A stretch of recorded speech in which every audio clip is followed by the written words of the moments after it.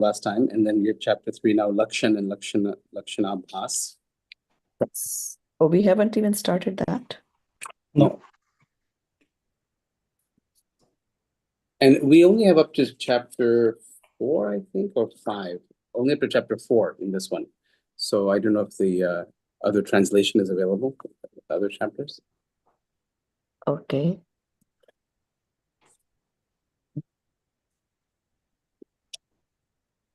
Yeah.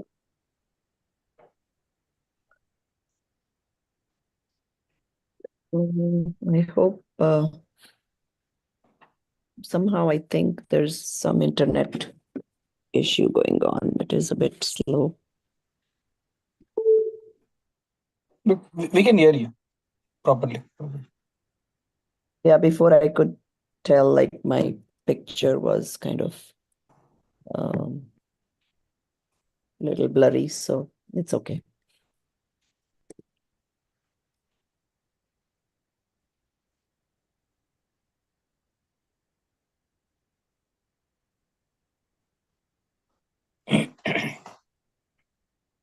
Namo Arihantanam, Namo Siddhanam, Namo Airiyanam, Namo Uvachayanam, Namo Loe Sarvasamunam. Jai Jinendra Sabiko. I have a question to ask at the end of the class, so please try not to leave before the end, and also just stay a couple of minutes after. Okay. Sure. We'll start with Lakshan or Lakshanabhas. Everyone here, probably Viraj may be missing today. Oh, there he is. No, I'm here. All right, pretty good. Okay, so who is missing? Someone is missing. Maybe not. Okay. No. Okay, so let's start. Who wants to start reading Lakshan or Lakshanabhas? I can start. Okay, so we'll read the introduction. Dharma Bhushan, which is different. Yeah. Okay, chapter 3, characteristics and pseudo characteristics, Lakshan and Lakshan Abhas. Abhinav Dharma Bhusan Yati. Personality and works, 1358 to 1418 CE. There have been several Jain literary figures with the name Dharma Bhushan. To distinguish them, the word Abhinav is added before his name and Yati is added at the end. He belonged to the Kunda tradition and his guru's name was Vardhaman. His existence is considered to be from 1358 to 1418 CE. From the references and descriptions of his influence and personality, it is evident that he was a highly influential and a great personality of his time. The first Devrai king, adorned with the title of Raja Dhiraj Parmeshwar, Supreme Lord of Kings, would bow down at his feet. Promoting Jainism was a vow in his life, but he also utilized his unique understanding, power of logical reasoning, and scholarly expertise in his written work. Today, we have only one eternal work of his called Nyaya Deepika, which holds a special place in Jain logic. Nyaya Deepika is a concise yet highly profound and important work. It provides a concise, logical description of valid, comprehensive knowledge, praman, and a viewpoint, nyay. Although the language of most logical text, nyay, is often difficult and profound, the language of this text is simple and incomprehensible Sanskrit.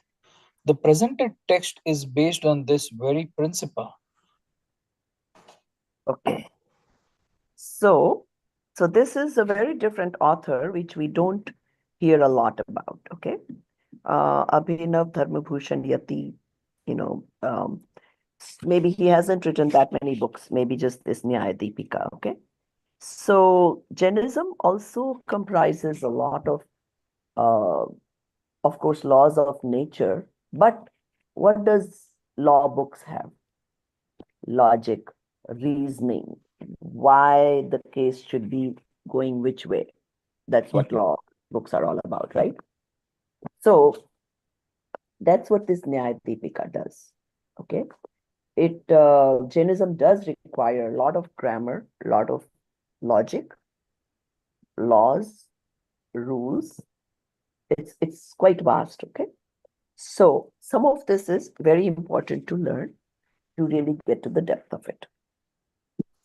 Now, so this guy, Dharma Bhushan, he is in the Kunda Kunda tradition. The reason they distinguish Kunda Kunda tradition from the other traditions is Kunda Kunda Acharya is said to, we discussed this before, have gone to Mahavidya Kshetra and directly gotten the knowledge. Other paramparas also have agams. Lot of the stuff is very similar. Maybe few differences. And the differences are said to be could have been like added because of the circumstances then, or hearsay, like before it was all word of mouth, right? So then they say there was a conference where all the different acharyas, whatever they could remember, once they realized that now the memory is not going to be strong enough, where you could only depend on memory to pass on the knowledge, they decided to write the agams. At that point, there is a slight chance of some tainting, some inaccuracies, because it was all a matter of who could remember what, and at that time, how accurate the memory was. And it may have been slightly not accurate, or even if the memory was good, the interpretation. Okay, so there could be slight differences, between different traditions.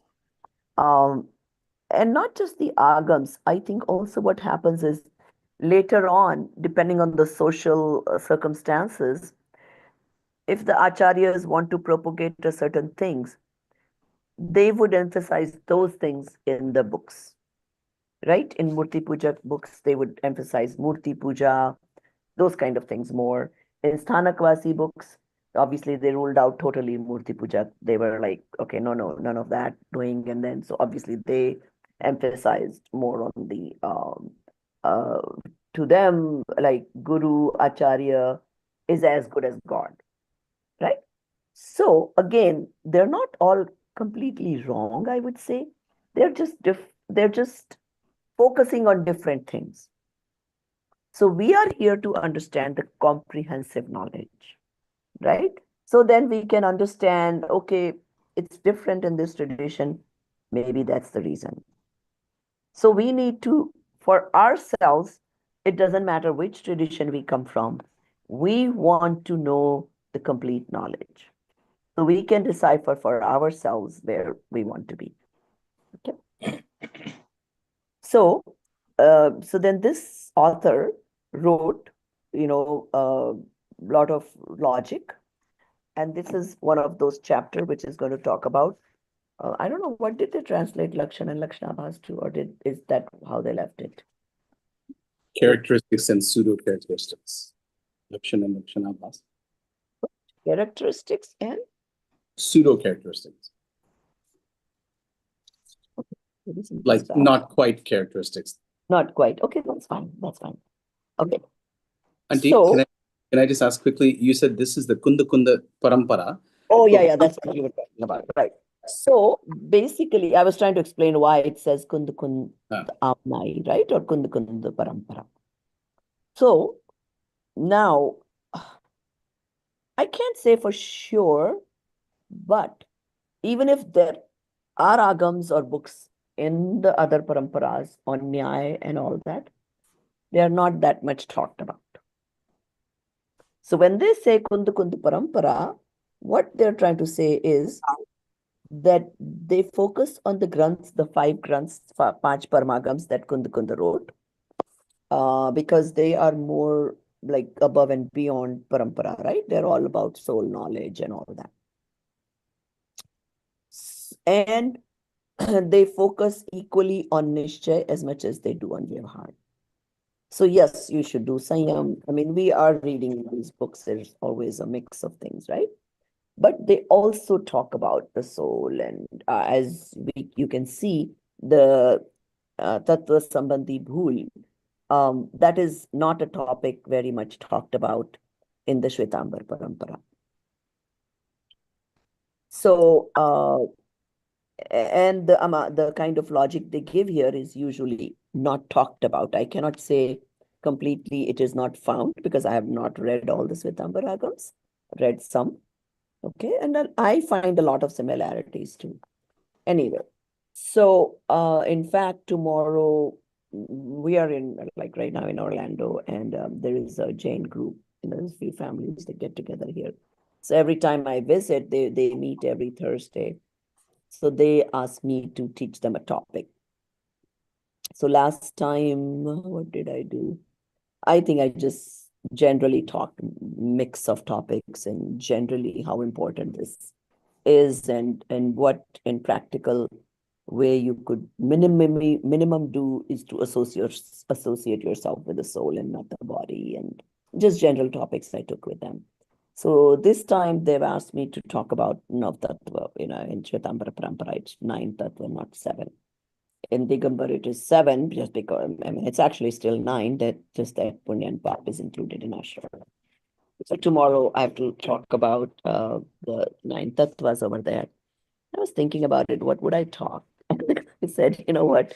They all know what is 9 Tattvas. I'll probably talk about this Sat Tattva Sambandhi Bhul chapter there. That would make a lot of sense because they wouldn't have heard of that before. So anyway, now coming to our chapter, characteristics and... Sorry, Auntie, can I just ask one or two questions, please, quickly? So, Ye Kunda Kunda Parampara hai, and you also mentioned Shwetambar Param. Can you give some name, like, so Kunda Kunda Parampara is, can you say that that's the Digambar Parampara, or is that separate from the Digambar? Like, I guess. can you Okay. give us a few other examples of Paramparas? Yeah, so traditionally, how do I say this? Honestly, I don't know if Digambars have another set of agams other than these Parmagams that written by Kundakund. So I'm assuming, okay, I cannot be 100% sure, but I think so, that all Digambars do read this Samaysar, Niyamsar, all those Panch agams, okay? Now, they have other Digambar Shastras also, which also they study. So what happens is that agam are the topmost, right?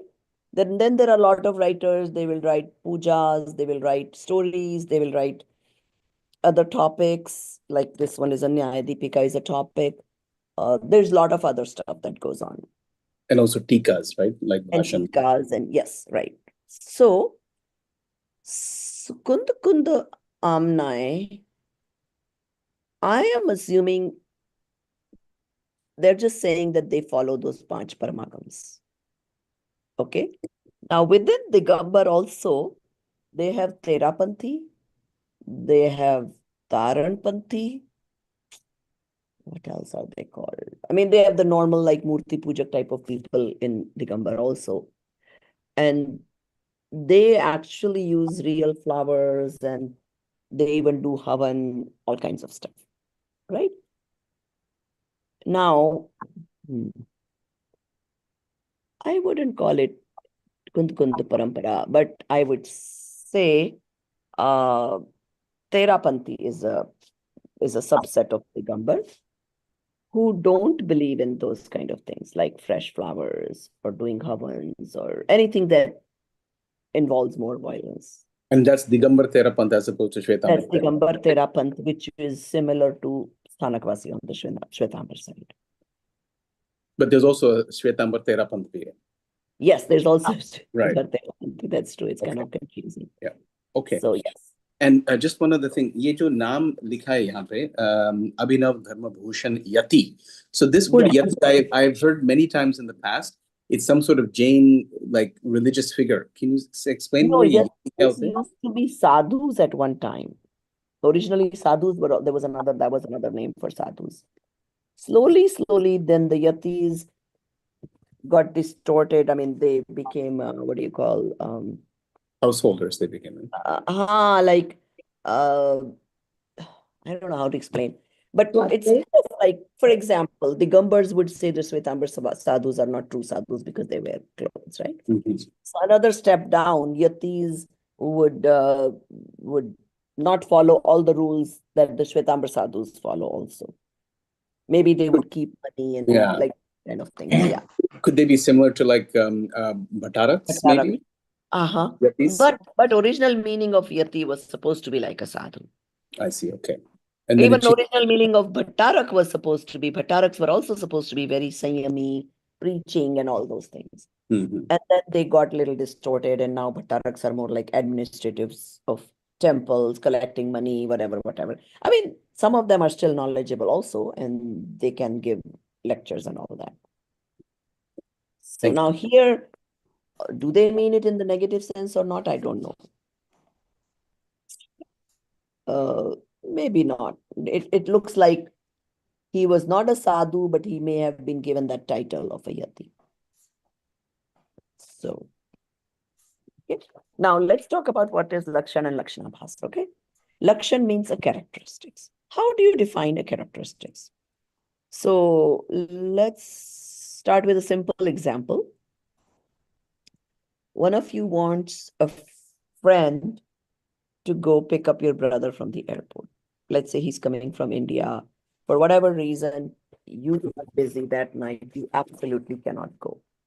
And now you're trying to ask the friend, hey, can you please go pick up my brother? Right? And this friend of yours, obviously, he doesn't know your brother. How would you, what would you say? How would they recognize? No, I'm not talking about holding his nameplate, but You'll give certain characteristics. Okay, he's about this tall. He will be wearing this colored jacket. He'll have this kind of bag. These are all different lakshan, right, of that person who try is. to give as many lakshan until what point? Till he's Until you can different from recognize. somebody else. Nobody else would have that. Right. Until he's uniquely identified. Right? If you just said he's going to have a red jacket, I'm sure there's other people roaming around with red jackets on the airport, right? He has a blue suitcase. There could be other people with blue suitcases and red jackets. I mean, so you'd have to nail it down to the specifics so he can be uniquely identified. And still, if you cannot come up with something that absolutely will uniquely identify him, then you would say, okay, take a name placard and stand there and, whatever.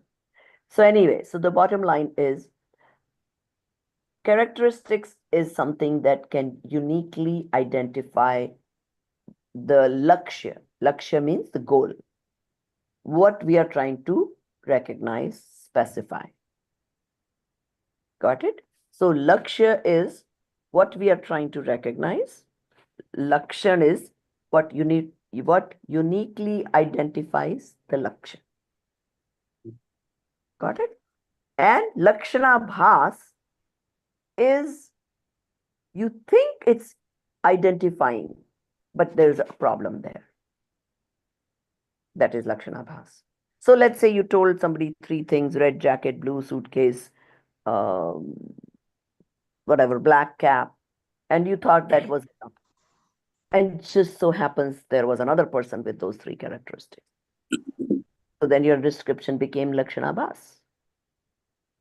Because you thought you had uniquely identified, but you couldn't. Right, it's basically not specific enough, right? Right, exactly. Okay. So we're going to learn details of what does that specificity mean. So, for example, Auntie, if you say the guy at the airport, he's darker in complexion, that's not specific enough because what is that in relation to? Is he black? Is he brown? Is he Mediterranean colored? Right. So it's a luxury, but it's not specific enough. Maybe if you're in a place with lots of Right. And not only that, I mean, let's say even if we understood sort of, we generally know what is a dark complexion, right? But then there's more people of dark complexions. So you cannot uniquely say anybody that's dark is my brother. Right? So it has to be a characteristics that is in him and nowhere else. Mhm. Because otherwise it doesn't meet your requirements. Okay, now let's start reading. There's Pravachan Kar and Jigyasu. So let's two people start this. Arun ji आप पढ़ सकते हैं? And Bahubali ji, you want to be the Jigyasu guy? Do we want to read from Hindi or English? I leave that up to you guys, whatever you're comfortable with. Who is reading And with then, me? of course, the general audience, if what they want, it's up to them. Bahubali ji, you're reading with me? Yeah, So you want Hindi or English? English, I prefer. Okay. All right. All right. Spiritual preacher. To understand any object, it is very necessary to know its characteristics, that is, definition, because without knowing the characteristics, it is not possible to identify it and determine its truth or falsehood. Accurate understanding of an object's true nature is impossible without proper analysis. If attempted otherwise, then anything that is said will be incorrect. Therefore, it is essential to know the characteristics of each object thoroughly before understanding it deeply. Spiritual seeker, it is necessary to know the characteristics, lakshana. That is fine. But what is the definition of the characteristics? First, please explain that. Your question is valid. Before knowing the characteristics, that is lakshana, of any object, it is necessary to know the definition of characteristics itself. Because if we do not know the definition of the characteristics, then whether the characteristic that is expressed about the object is right or wrong, how can one ascertain that? The logical reason, hetu, that distinguishes a particular object from among several conjoined or mixed objects is called the characteristics or lakshan. As Akalank Deva has said in the Always remember, unless there's a line on the top, don't make the ah sound. okay. So it should be Akalank Lakshan, Dev, it should be Aklankdev, yes. Akalank Dev has said in the Rajvartika that by Artik. sorry, my apologies again. Rajvartik, that by which helps in distinguishing one object from another among several conjoined objects is called lakshan. And what about the target, laksha? The one whose characteristics can be described is called the target. A jiva's characteristics is consciousness, chetana. Here, jiv is the target, lakshya, and consciousness is the characteristics. That which is recognized through the lakshan is indeed the lakshya. Characteristics are of two types: intrinsic, atmabhut lakshan, and extrinsic, Anatma. anatmabhut lakshan. The lakshan that is inherent in the nature of the object is called intrinsic characteristics. For example, the heat of a fire. Heat is the inherent nature of fire, which separates it from other substances such as water. Therefore, heat is intrinsic characteristics of fire. The characteristics that is not inherent in the nature of an object but separate from it is called extrinsic characteristics. For example, a person with a cane, although the cane is distinct from the person, it distinguishes him from other people without the cane. Therefore, cane is an extrinsic characteristics. The Rajvartik, in Rajvartik, these distinctions are clarified in the following way. The heat of fire is intrinsic characteristics, Atmabhut Lakshan, and cane of Devadatta is extrinsic characteristic, Anatmabhut Lakshan. And intrinsic characteristics is true characteristics, because it constitutes the very nature of the object. The identification of an eternal across past, present, and future trikal entity can only be done through it. An extrinsic characteristic is determined from the standpoint of association and therefore merely serves as an immediate external purpose of distinguishing the associated object from other non-associated objects. For determining the real nature, Vastu Swarup, of a non-associated substance present eternally in all past, present, and future, only the intrinsic real characteristics is effective. The knowledge of non-associated Atmatat, true self, is possible only through that. When formulating the defining characteristics of any object, great care must be taken because that characteristic later becomes basis for examination. If the characteristics is defective, it will not withstand the test of scrutiny and will prove to be incorrect. Can the characteristics be faulty? Okay, let me stop there. So one thing I noticed here is, so what they did was they said characteristics in the beginning, explained that it's called Lakshan, and then they are continuing to use the word characteristics instead of Lakshan. Normally, we try to retain some Jain words, some what do you call, key terms like Samikdarshan, Charitra, like that. And we want them to explain one time in English and then keep using the Hindi word, right? In this case, they have not done that, and that could be purposefully done that because maybe they don't think Lakshan and Lakshanabhas is a Siddhantic word. What do you guys think? Or Chetana also, they use consciousness. Then the first time they explained, and then they use the consciousness again, just to make it more readable. Because sometimes when there's so many Hindi terms coming, it's difficult to read. Yet, if it is Siddhantic word, we want to maintain it like this because we don't want the world to call those particular things different. But if we call Lakshan as characteristics and keep using characteristics, are you guys fine with it? I No, think, I think Lakshan is better, I think. it should be go back to Lakshan the is better. standard pattern, I think. So keep using the Siddhantic words. I mean, I agree with you that initially English is fine to explain, but it gives more meaning. If we say Lakshan. So Yeah. the problem is what happens is, not in this book, but there are some books where there's too many Siddhantic words. And then like the English paragraph becomes so difficult to read because every line has a Siddhantic word. So you're reading English and then Hindi word comes. Then again 2-3 words of English, then again Hindi word comes. So it was getting too much. So then we decided, okay, let's cut down on what we are going to call Siddhantic words. So if they're not Siddhantic words, then it's okay. I mean, if the world knows of characteristics as characteristics, what's wrong with that?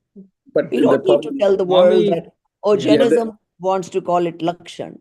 Who cares? no, but What the do you problem with that, have Auntie, is your that opinion? the problem with that is that the Sanskrit terms are Uh-huh. imperfectly translated in English. You cannot convey the whole depth of the meaning Yeah. in English of that Sanskrit term. So I agree with Bahubali. We should try to revert as much as possible, use the Siddhantic terms and try to really understand those meanings. Because Lakshman, a characteristic is one translation, but it's not the only translation of Lakshan. Okay. So you think we should retain the Lakshan in every, okay, fine. I'll pass that Like on. for example, And- Lakshan can also be translated as a symbol. It can be, there's several meanings that it can be translated as, right? Okay. Like if you look in a Sanskrit dictionary, you'll find like 5, 7 different meanings for it. So I suggest we try to stick to the Sanskrit, to the Siddhantic words as much as we can. Amit ji, can you make a note of that? and Sure. we'll send that to Varshaji. And also, Let I me had read this respond. chapter earlier, and I found it very difficult to understand. I mean, so so I'm wondering, even in the Chat GPT, when you translate it, you can actually translate it at different levels. So we are maybe it finding might be that out. useful to say, hey, maybe make this a little bit easier, because I had to read it a couple of times. I found it Yeah, actually, see, it's the thing going is round and that round in words. we started using ChatGPT not too long ago, maybe 6 months or a year ago. I mean, ChatGPT just came out probably a couple of years ago. I don't know when it did. But anyway, and ChatGPT itself is evolving. We are evolving to learn ChatGPT. The instructions to ChatGPT can be improved and more micromanaged. So in fact, Nidhi ji joined the team and she came up with a couple of good suggestions that she tried. And if you think it's complex, you can request it to make it simpler, like you said, Dinesh. So see, in prior months, we didn't think we could do that. See, Chat GPT is also evolving. So now maybe we can, and which maybe we will try to, okay? So one thing we want to do is keep calling it Lakshan and Lakshanabhas, okay? Yeah, plus we'll remember the word also, Lakshan, right? If you see it, it will remain in our memory. Right. So even after this, right, if you read any book and if you see Lakshan, it will click a bell, right? Oh, this is the So Lakshan think that we're about talking it. If it's not, see, we are Indians, partially raised in India, so we've heard these words. Think Correct. about your kids who have not heard these words. Yeah. Is it going to Yeah, get it'll too be difficult for harder them? for them. Because we No, have to come with a happy medium. We won't be able to make separate books for the kids and separate for us, you know? Yeah, but Prabhanti, any Vidya, when you study, if you study Ayurveda, Jyotish, anything, the deeper you get into it, you have to learn the original terms. Because otherwise you're not getting the full meaning. Well, I mean, of course, yes, that was the that's my initial view on thought it. But behind it. That yeah, if you learn chemistry, you start you have to, understanding sure, what it yeah. leads to, or you are going to have to learn those terminologies. And same thing for the key Siddhantic words, we are not going to budge. We are going to keep them the way they are. But if there are too many in a book, then somewhere we have to make a decision what we call it Siddhantic and what. So we thought in some cases where we can do away with just using the English explanation. One time we told you that that is what it is in Hindi, and then we'll just carry it along. So some of it is whoever is reviewing. If they felt it was easier to read, if you called it characteristics in the, in the sentence versus Lakshan every time. Okay, why don't we do this a trial? Okay, where was that? So that pravachan jiska lakshan kiya jaye, or somewhere where the lakshan word is couple of times, that paragraph, would you read it using lakshan word instead of characteristics? The paragraph that comes after or lakshya.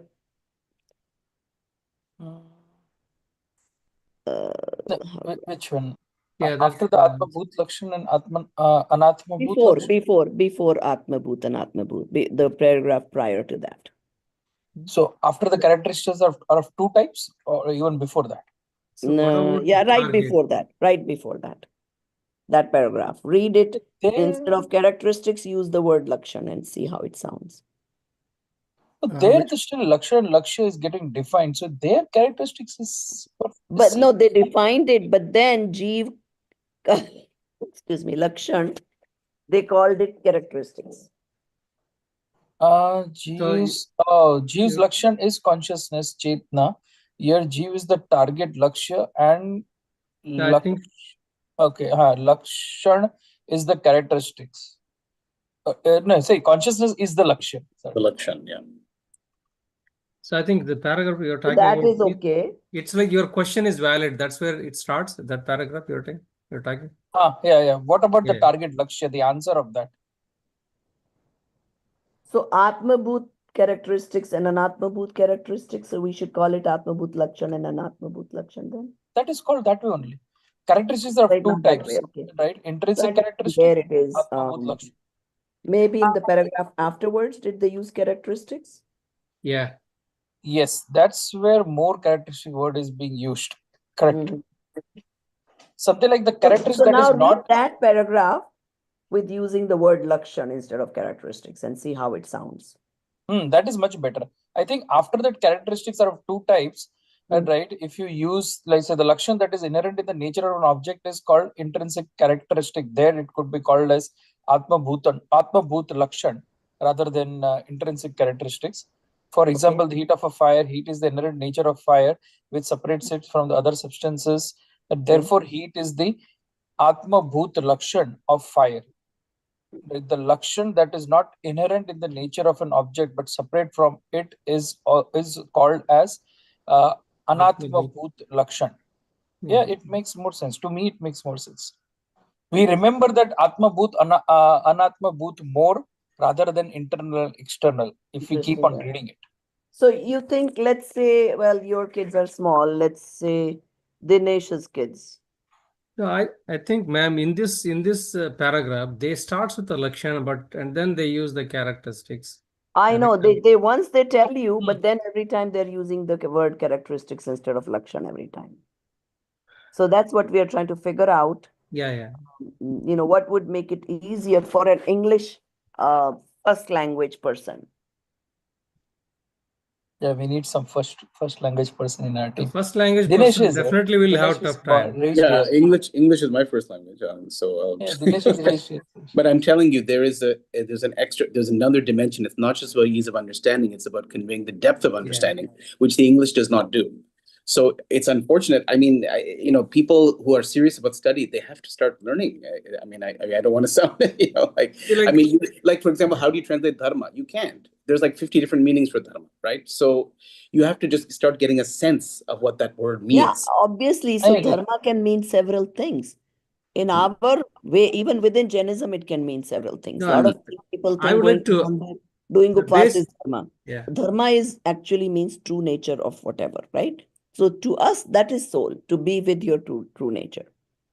Now, so when I was reading Balabodha Patamala this one with my daughter, she is having a lot of difficulty using this Siddhantic word.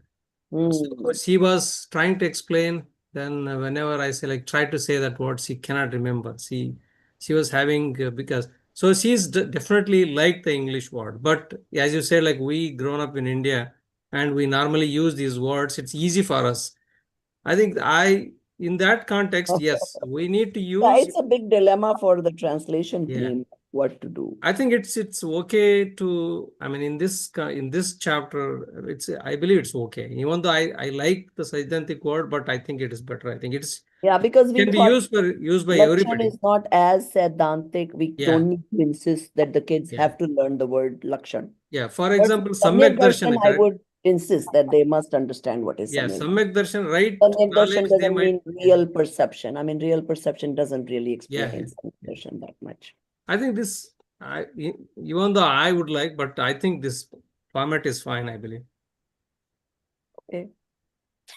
All right, let's continue reading and see. Anyways, so here you understand the Atma Bhut and Anatma Bhut. Atma Bhut means it's part of it. Like for Atma, Gyan Darshan is part of Atma. Now, so let's say your brother is coming, right? You say, oh, he has Gyan Darshan. Excuse me, there's so many other jivas coming on the airport. So you cannot use just the Atma Bhut Lakshan. That's not good enough. So now you have to use the Anatma Bhut Lakshan. Good. He's a soul. He has all the characteristics of the soul. What else does he have that is going to identify him? So basically what they're saying is that the characteristics is not just what is innate part of the substance. It can be more than that. So then you have to add the Anatma Bhut, like the example they give some person's name with a stick, right? Devdutt, the guy who is holding a stick. So you identify Devdutt with the guy with the stick.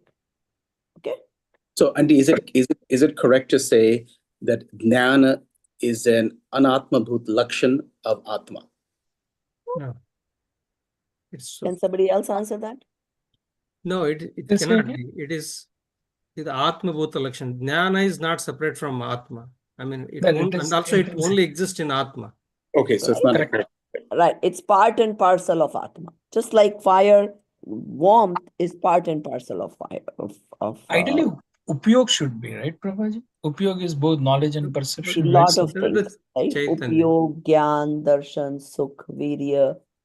oh, everything. Okay. I mean, yeah. I Usually, mean, somehow, Upayog can, Gyan is very prominent that they usually say is the Lakshan for Atma. Because that's more visible, and Gyan to some extent exists in all genes.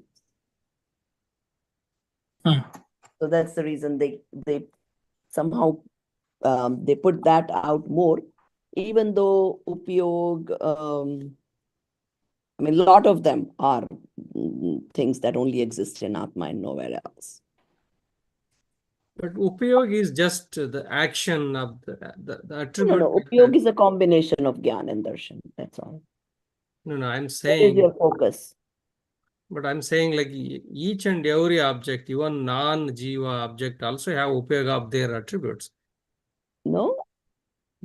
Upayog is Upayog, correct? It is like action. No, I mean, what Upyog does this? No. Oh, you are taking Upyog as a purpose. You are taking meaning of Upyog as a purpose. Like this table has a purpose. इसको मैं कैसे काम में लूं? No, I'm not saying that. The change of state is the Upayog I'm thinking. No. Any of the attributes. No. We had Upyog Upyog. is where you are using your knowledge faculty and perception faculty.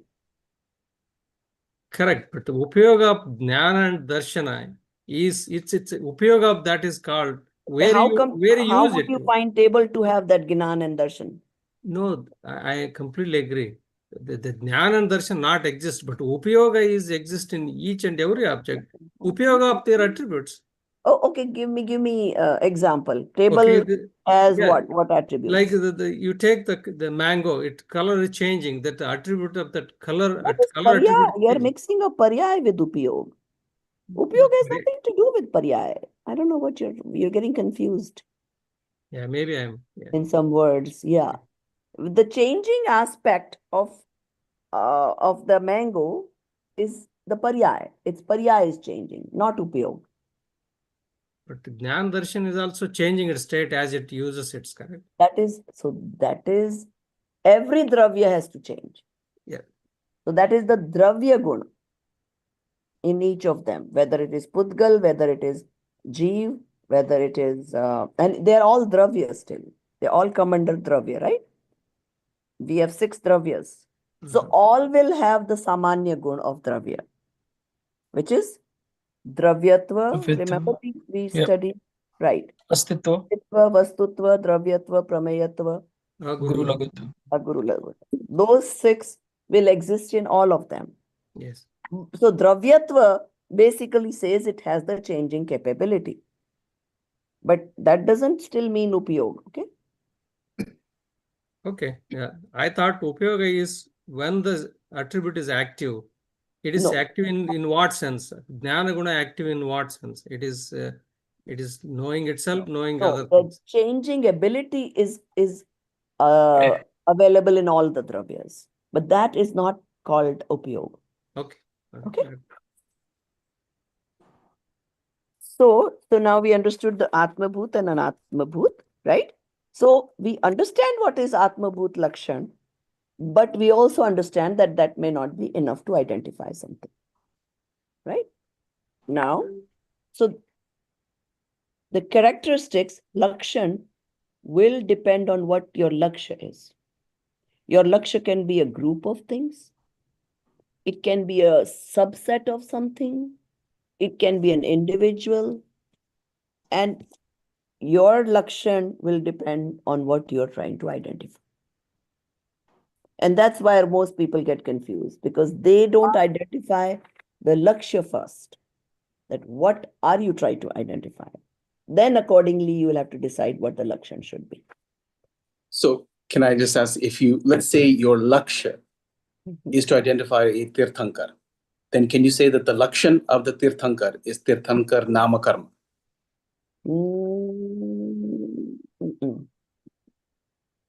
No, you cannot see. Can you see Nam Karma? No. Do you have to be able to see a Lakshan? Yeah, you should be able to identify, right? But identification you can hear. There are Yeah, other Jnana Guna we cannot see, correct? Jnana Guna we cannot see. Yeah, you can, right? Knowledge faculty, you cannot see, perceive. You can perceive, right? That I am knowing. The ant knows. We can indirectly understand that the ant knows. That's why it goes towards the sugar. Maybe if Right. you give us an I think example. Tirthankara Nama Karma maybe the extrinsic No, characteristics. Tirthankar will be, okay, so Lakshan of a Tirthankar will be, they have Ashtapratiharya, right? They will have Ashok, Vraksha, Chamar, all those things, which nobody else will have. But Okay. those are external again. Those are external things, correct? Those are external. But only Tirthankar will No, have. you cannot, that's what I'm saying. The Atma Bhut Lakshan is Correct. not enough. Yeah. Tirthankar and Arihant, normal Arihant, there is nothing that visually you can see different in them. Then how will you identify a Tirthankar from a normal Kevli or normal Arihant? You cannot. So you have to use the Anatma Bhut Lakshan. Let's say I tell you, let's identify Viraj. And then somebody said, oh, somebody with Gyan, Darshan, Sukh, Excuse me, all of you have that. So how can you identify Viraj with that? But if I say identify Jeev, what is Jeev? Then you can say somebody with the Gyan gun. That is Jeev. Because no other Dravya has the Gyan gun. That is uniquely identifying the Jeev Dravya. So Tirthankara and Tirthankara Arhanta can be identified with the extrinsic characteristics, Anatma Bhut Because Gyan Lakshan. gun exists all the way from a Yeah. small amoeba all the way to Siddh. Because they're all in the Jeev category. All of them are Jeev, right? A small amoeba, ant, lion, human, narki, hellish being, heavenly beings, Arihant, Tirthankar, Siddh, all of us are Jeev. Now, within Jeev, you want to identify Siddh. Then you have to say those whose Gyan Gun is complete, they have Keval Gyan and no body, those are Siddh. Right? Or they have all 8 karmas are gone, they are Siddh. Only 4 karmas are gone, they are Arihant. Right? Now, Tirthankar is yet another identification where they have certain other characteristics to identify Tirthankar. Right? So that's how it comes. That's why they teach you about Atma Bhut and Anatma Bhut. Yes, it's important to understand the Atma Bhut characteristics, yet there sometimes will be a need to specify Anatma Bhut also. Okay. Is there relevance to using the word Atma Bhut? I mean, is it pointing to a particular Lakshya? Because we've talked about Lakshan, but we're not talking about. Yeah. So, okay, for example, if you have to identify a Jeev, Jeev as a category, right? Jeev to ek nahi hota hai, right? Jeev as a category, then you would need the Atma Bhut Lakshan. Something that is intrinsically present in all of the Jeev, no matter where they are, what they are, doesn't matter. Right? Fire. Right? Wherever there is fire, there is heat, there is warmth. I mean, I'm not talking about a picture of fire, obviously, no. So that's kind of how you would identify. I was basically questioning the fact that why are we even studying it, or what is the Lakshya of this chapter? Let's say. The Lakshya is to understand what is Jeev. So we'll come to that. So let's. It is one way to avoid the ignorance about the Sat Tattva, the Jiva Tattva, Jiva Tattva. Right. So, भाई हमारा goal क्या है? Happy होना. ये पता चल गया कि happiness is in the soul. Then what is the lakshan of soul? How would I know who is soul, who is not soul? Right? So that's the whole purpose of understanding this. I have heard that Jain logic is very complex, and we're getting a taste of that. So Yes, there's a whole series of scriptures on Jain logic. It's a very, that is very true. And in today's times, yes, it is important. The reason being, we are not subtle, simple people, unfortunately. We Confused. argue too much. We We are try to confused. prove ourselves right. That was not the case in the third era or those times. People were very simple. उनको बोल दिया तुम जीव हो, हाँ जी हम जीव हैं, done. Right? अब, am I? Why? What?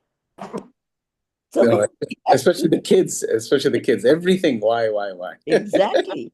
And that's why the acharyas had to write all this logic and everything. And not only logic, grammar, everything. So you understand the very, very fine lines of it. Because unless you understand that, you are not going to get that experiential level of the principles. And you need to get that, right? So, okay. सफलता जी and Nidhi ji, आप दोनों पढ़िए उसके बाद में. तो लक्षण सदोष भी होते हैं, देन प्रवचनकार क्या बोलते हैं?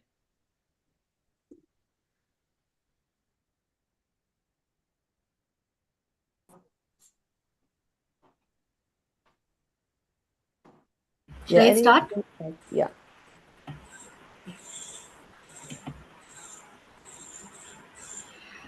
Can the characteristics be faulty? Only a flawless defining characteristic is called a lakshan.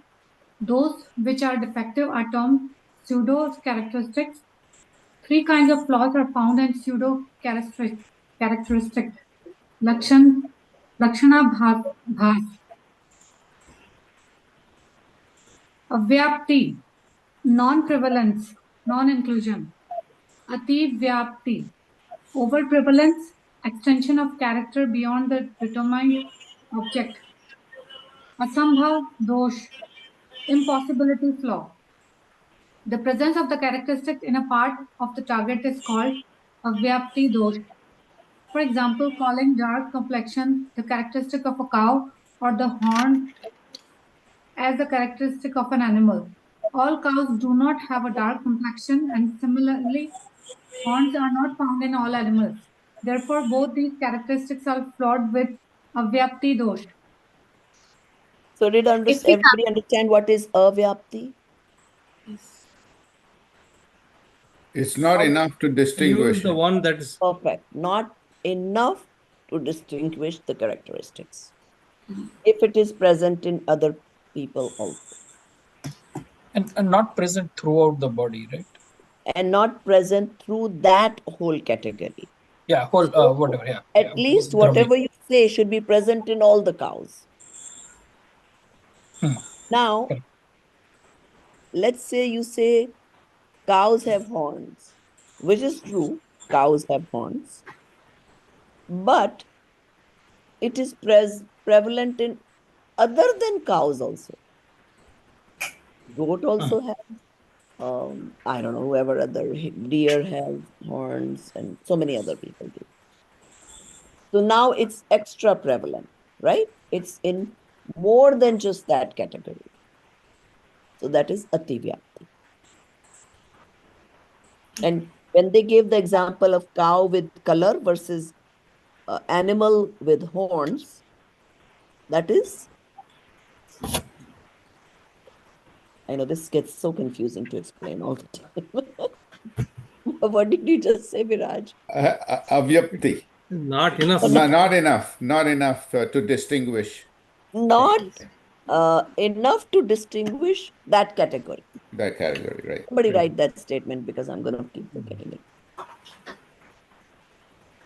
So avyapti is not enough to distinguish that category, that lakshya, because in both cases, in one example, the lakshya is to identify the cow. The second example, the Lakshya is to identify an animal. And the Lakshan they were using in cow was color, and for animal, the horns. And both of those are not enough to identify those. So you understand Avyapti properly?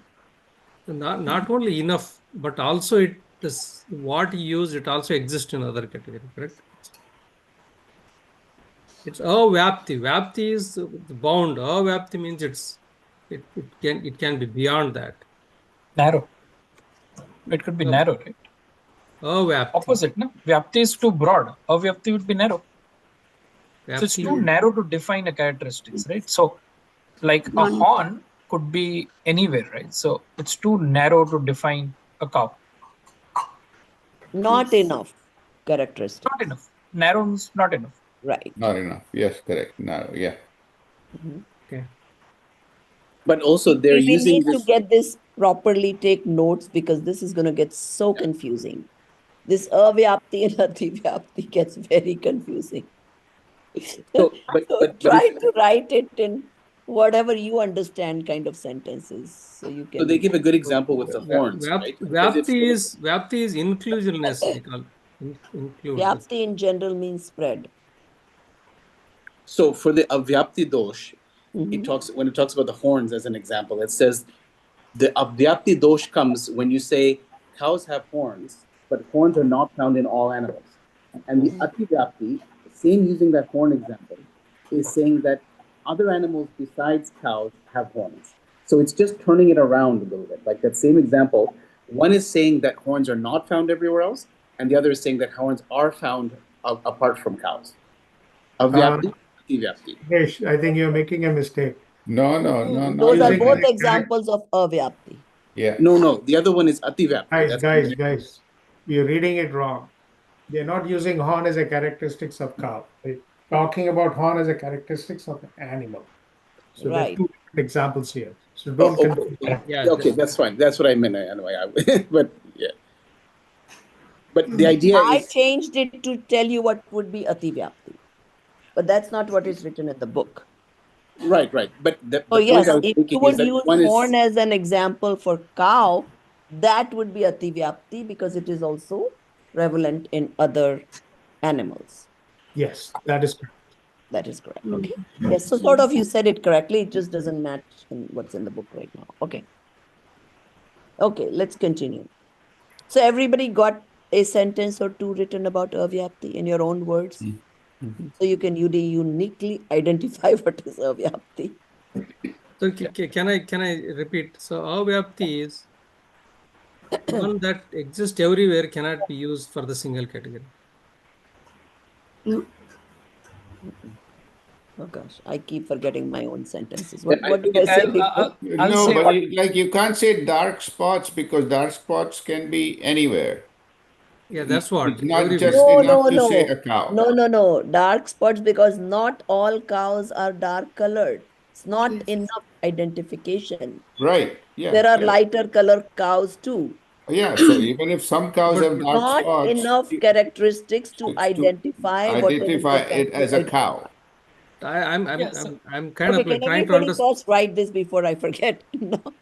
I'm trying to understand vyapti, avyapti. That in that So context. vyapti means whatever characteristic you said is not enough present in whatever you're trying to describe. Okay. Can we say maybe present, may not be present? Those characteristics are called avyapti. No. Right now, just write the sentences I'm speaking because I will myself forget how to explain. I think you should keep in mind the item that you're trying to identify with respect to With respect to that. Correct. then you will Correct. be able to understand. When we will keep a cow in focus, then horn is a very insufficient example to identify the cow. Likewise, when we are trying to identify an animal, horn is an insufficient characteristic for all animals. With respect to the animal, horn is not present in all animals. With respect to cow, black color is not present in all cows. So it is avyapti. It does not identify cow enough. It needs more than just color.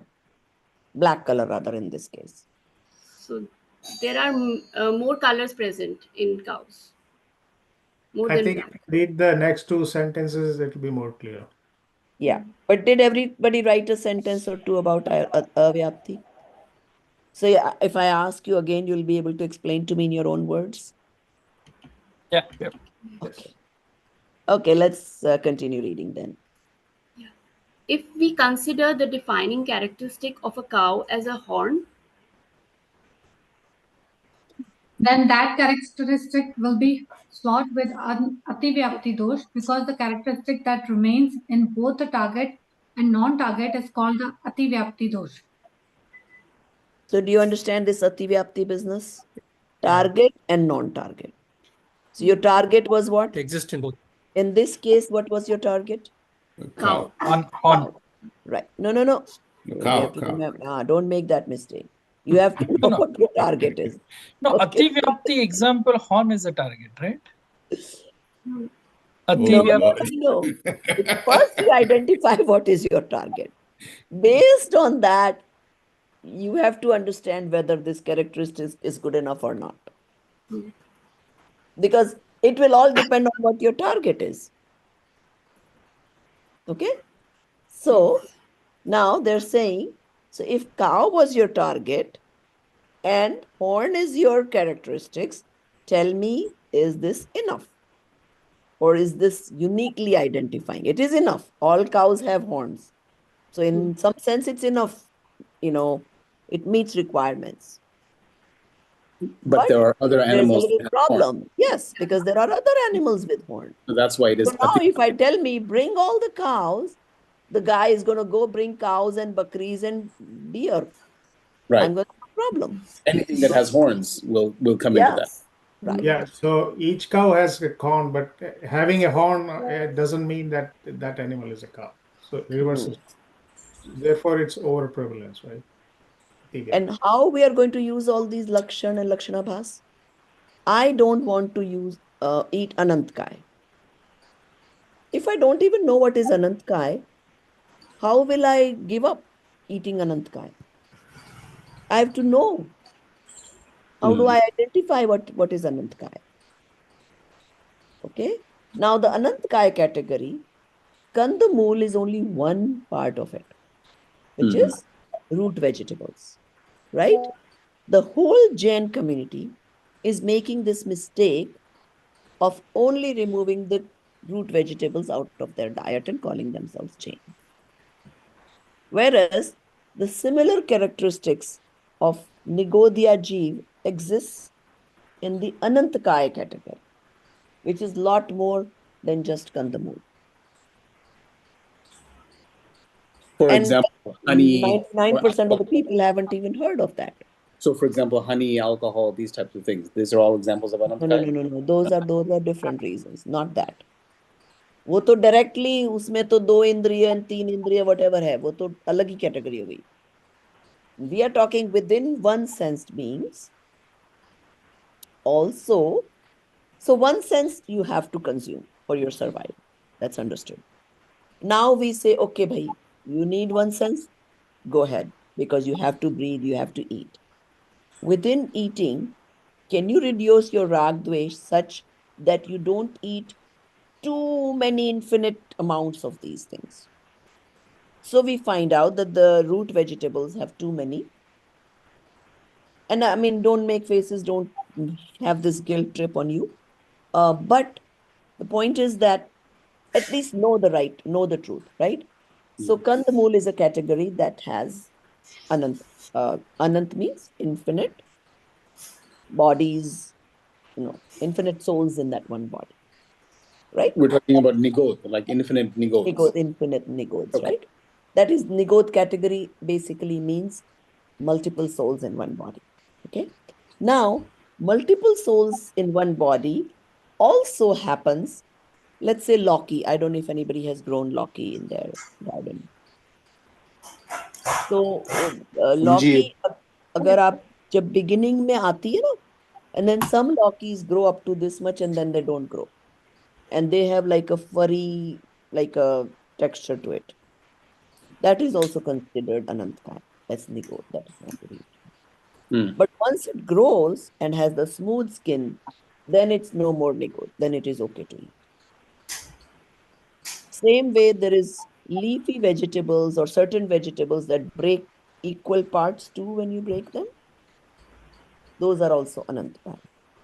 Anyway, my topic is not to tell you right now, nigot. It's lakshan and lakshanabhas.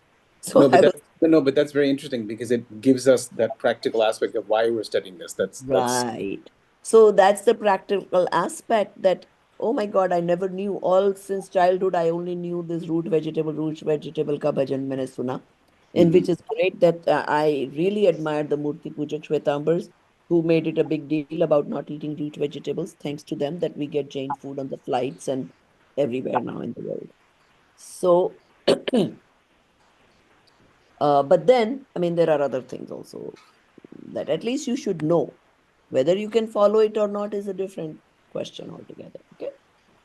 So that's why we are learning how to identify. So first you identify your target, then you figure out what is the lakshan for it. Okay. Continue. What is this alakshya? What is the meaning of the term non-target, alakshya? Apart from the target, other substances are called alakshya. Although horns are found in all cows, they are also found in other animals besides cows. Here, cow is the target and other animals are the non-target, alakshya. And the given characteristic presence of horns is found in both cows and other animals besides cows.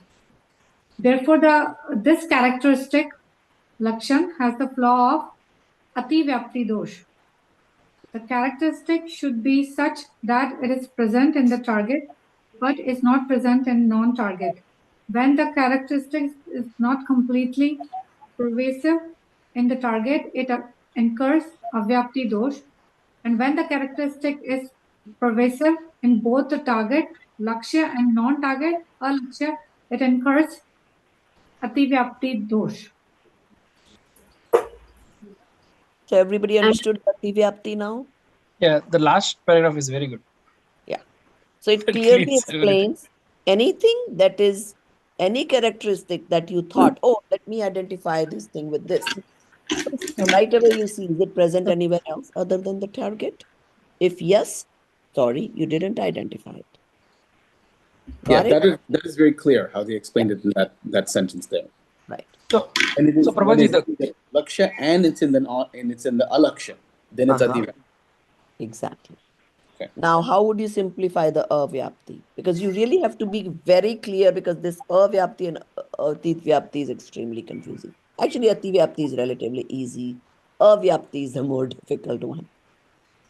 yeah, when that line when the characteristic is not completely pervasive in the target, it incurs avyapti. That is explaining everything. Okay, fine. So essentially, right, the characteristic should be pervasive in the target, and it should not be present in the non-target. That is the right one. That is neither avyapti and neither ativyapti. Right. But to explain ati vyapti dosh, you would need that sentence and then the other sentence to explain the avyapti dosh. Right? So what Because is that called? Which is perfect? Here, the less and greater than both is given. What is that perfect? That characteristic is the lakshya then? no, the target, when you're trying to identify the target and you're able to come up with what is only in the target, in all of the target, and not in the non-target. So Gyan So basically is Gyan for gun the has jeev. to be present in all the jeev. So if I Okay. say Keval Gyan, is that No, no. good enough to identify jeev? Yes. Ha ha ha ha. Yes. No, No, are you no, jeev. trying No, to no, no. make Sorry. it? Sorry. Gyan is not keval Gyan. Yeah. Sorry. It becomes avyapti. Keval Gyan as a part of the jeev Exactly. becomes avyapti. No, Yes. no, sorry. So I got. as Jeev, we are same as Kevali Bhagwan or Siddha Bhagwan or an ant or anybody, right? But yet we are not the same. Hmm. Right? We are not Kevali. So if I have to identify Kevali, then I will have to specify more that they have the Gyan, complete Gyan, as well as they have gotten rid of the Char Ghati karmas. So I would have to say more than just Gyan Gun. So That what will be the lakshan of the lakshya which is Keval Gyan or Tirthankar Bhagwan? What is the lakshya of Tirthankar Bhagwan? What is the lakshan of Beside Tirthankar the Bhagwan? Laksh- Sorry, what is the lakshan of Tirthankar Bhagwan? I already said that it Lakshya was- of Tirthankar will have to be Anatma Bhut Lakshan. Because Atma Bhut Lakshan you cannot identify because Aryant also has Char Ghati, no Char Ghati karmas. Tirthankar also doesn't have Char Ghati karmas. right. So intrinsic, both same. Yet there is a difference between Tirthankar and Aryant. Correct. Yeah, so you said like some Ashta Prakari, something. Right. Yeah. Tirthankars have to be Aryans. All Aryans don't have to be Tirthankar. Correct. Right? So yes, Nam Karma, that is true. But there has to be more visible identification, which is Divya Dhwani, Bhamandal, Pushpavrashti, Chamar, whatever, all those. Saran. Some of Saran. Those are all How about things. how about 14 dreams? I mean, we can't see that, but could that be considered Lakshan? No, because it's not visible to somebody.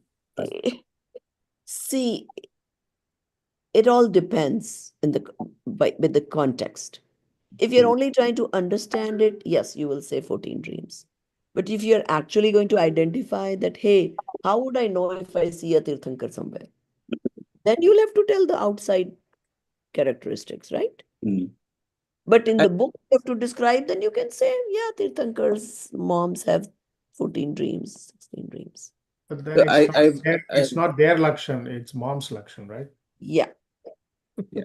I have one example which might be also useful here that, right now they're talking about the Dalai Lama, he turned 90 and they're talking about the next Dalai Lama.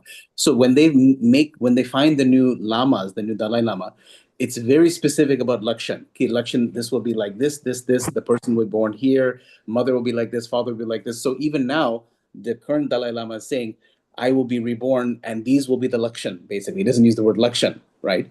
But these will be the characteristics of the new Dalai Lama. So that could be considered, right? I mean, I think. Yeah, I mean, I'm not aware of all the details, but they're saying the same soul enters a body? Yeah, But yes. He's going to no, but emanate. those are the agreed by them, correct? But correct, they set up those rules and regulations. All I know is, I mean, not to whatever you, Dinesh, but I went to a Sai Baba temple, right? I don't know much about it. The only reason I know is because they were so popular in India and you would see them in movies and TV. So there was these two major ones that I remember, that one with all that hair and the other one with just one kapda or something like that, right? Shirdi and Sat. Shirdi and Satya Sai Baba, right? So I went to this temple and there was this big frame which specified which year the next Sai Baba is going to be born, what, all these details, like you're saying. Prema Sai. But it hasn't happened. So what happened? So, Yeah, that's all.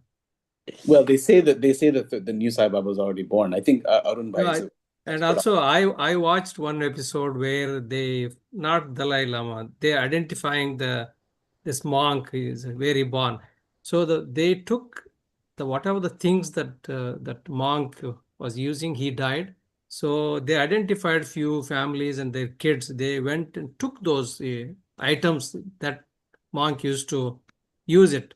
So when the kid picked most of them, then they thought, okay, they confirmed that, oh, he's the reincarnation of that. So this kind of the belief system they developed. No limit to foolishness in this. Yeah. So hopefully you guys will not fall for stuff like that after studying here, okay?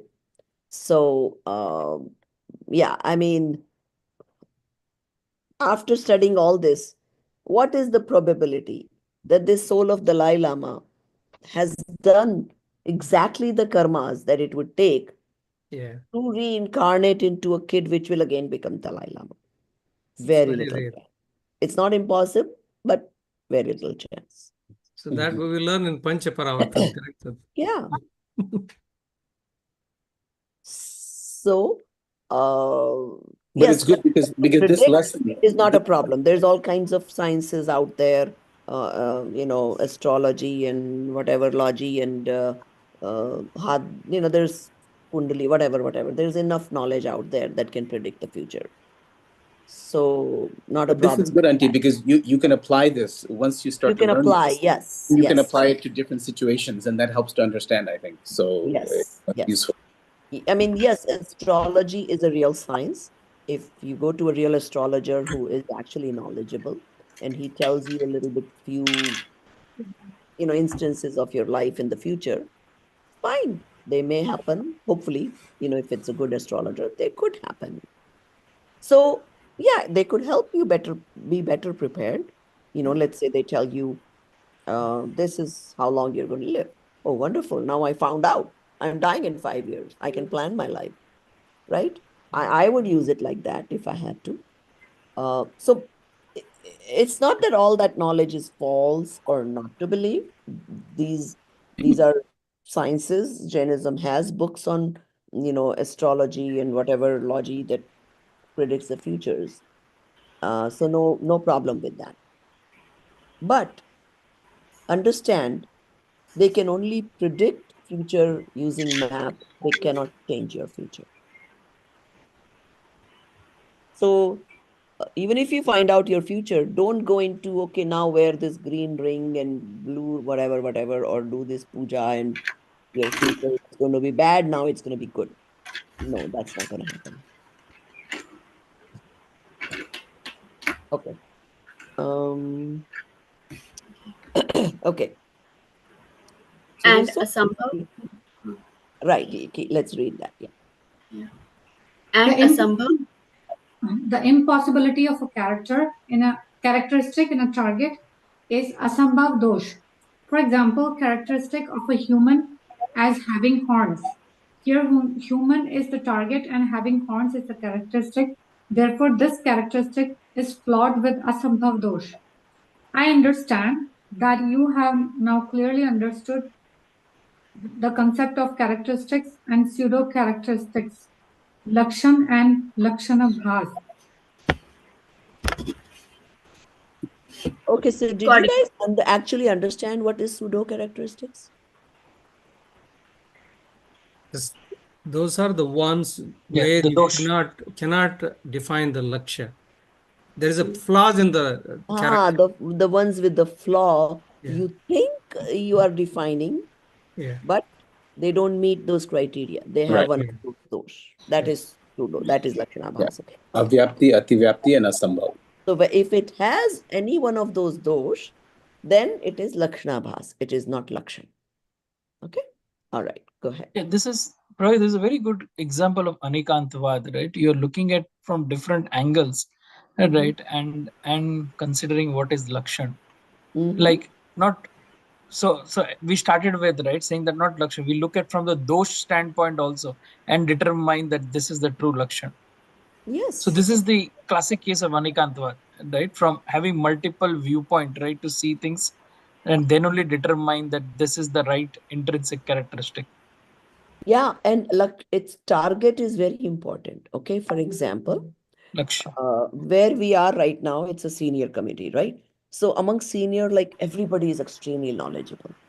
They have this whole 80 years of experience and 70 years of experience, and anybody you talk to is just full of knowledge, right?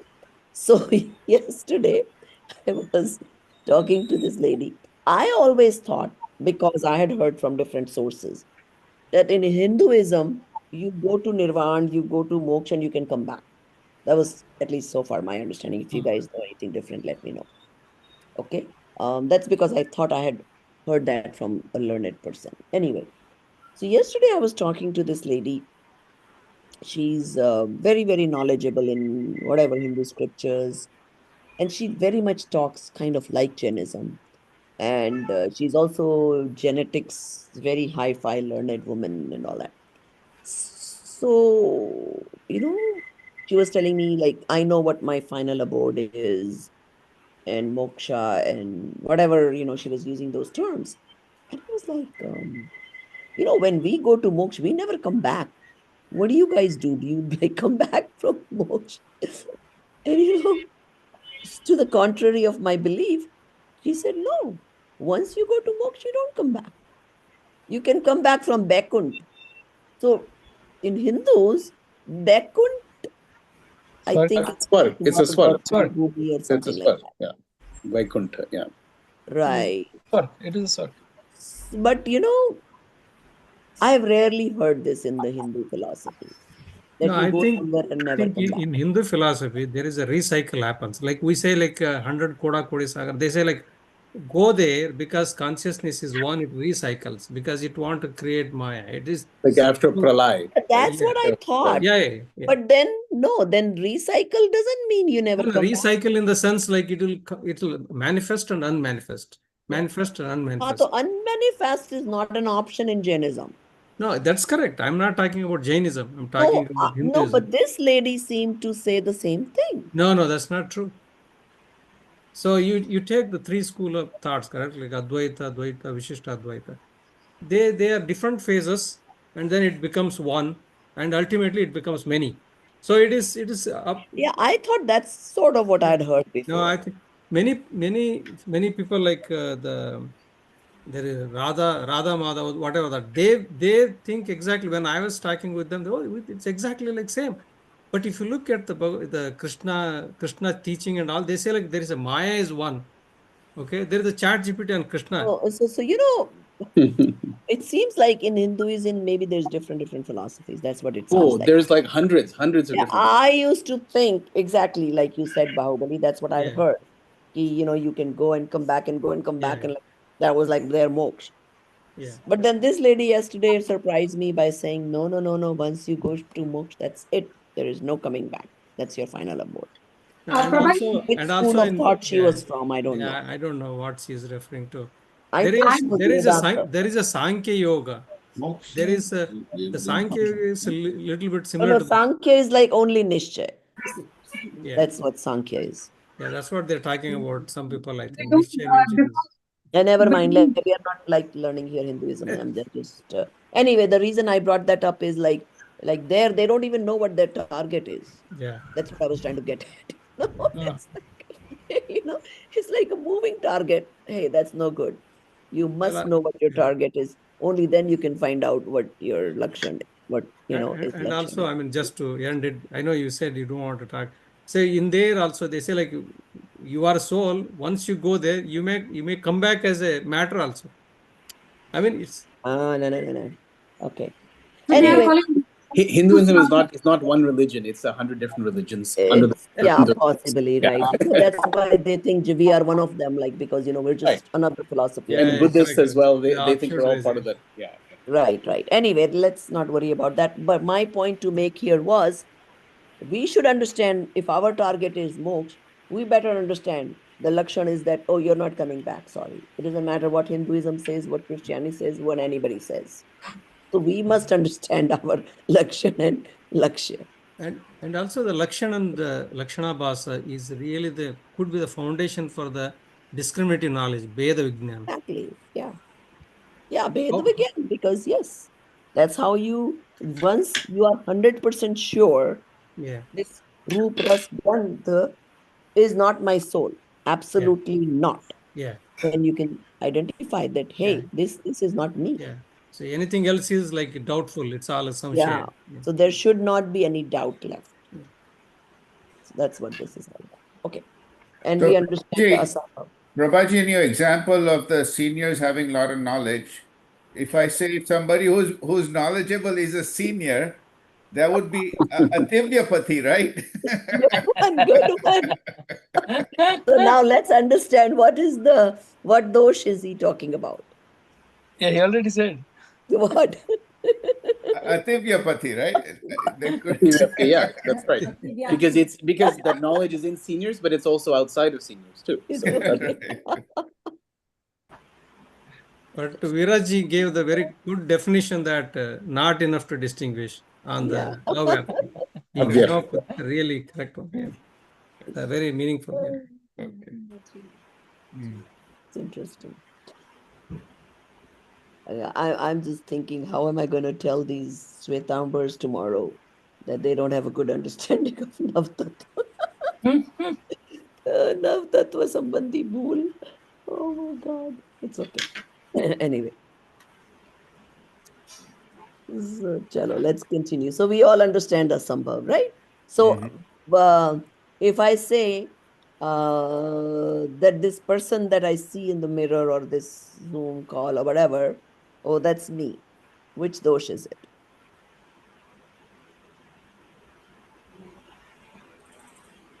It's The mirror. Asambodham. Asambhav, of course. It shouldn't take you this long. Yeah. Right? Okay, continue.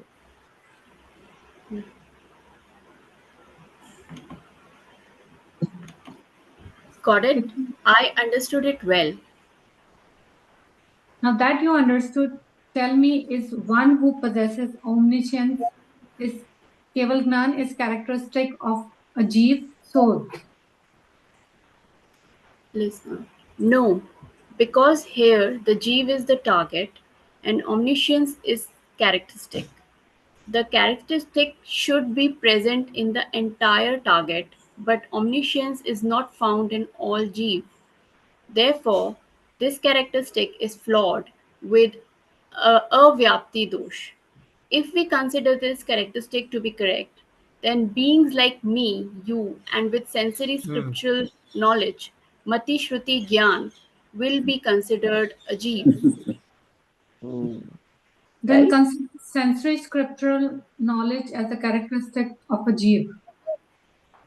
No, because if we accept that, then we will have to consider the arhants, enlightened beings, and siddha, liberated souls, as a jeev, because they do not have sensory scriptural knowledge.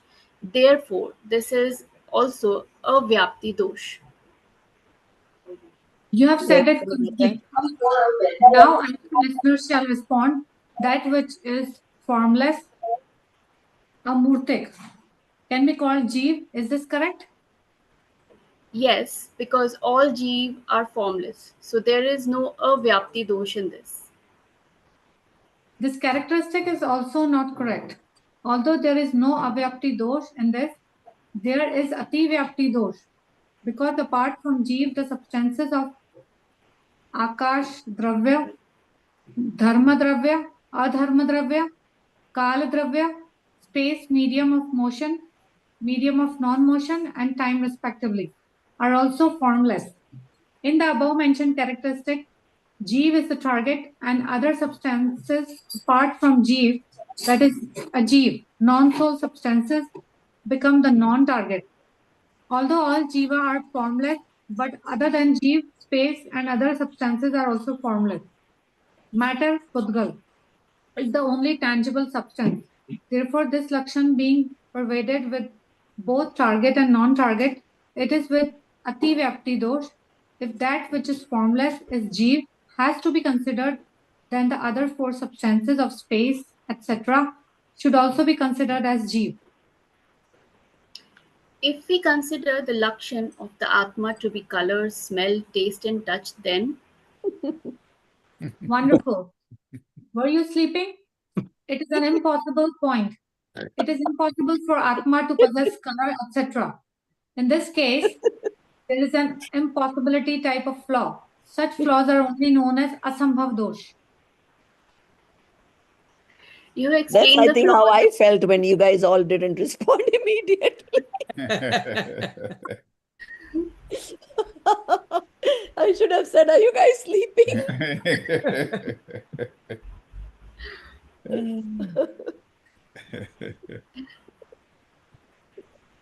Okay.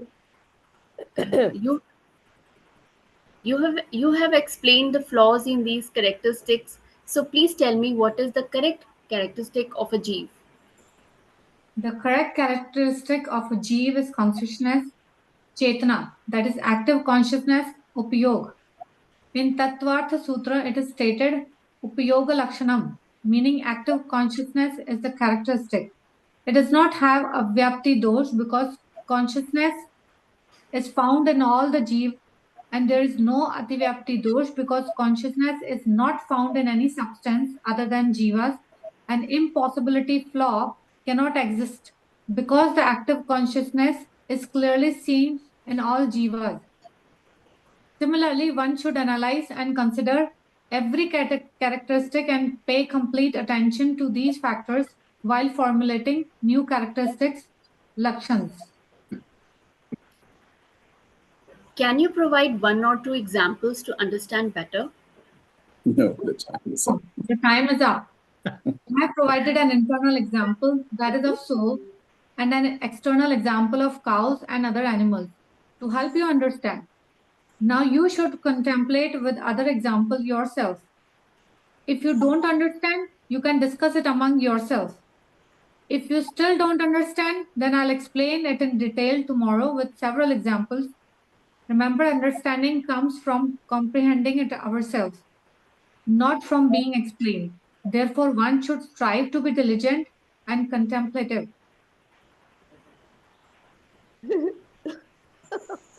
Anyway, so in the morning session, we were done with this, right? So today, we were done with it in the last class. No, actually, last class also was just question answers about this. Anyway, so today, this one student decided to read all these questions at home and came back with questions. It's exactly what it says, that you go home, you contemplate, and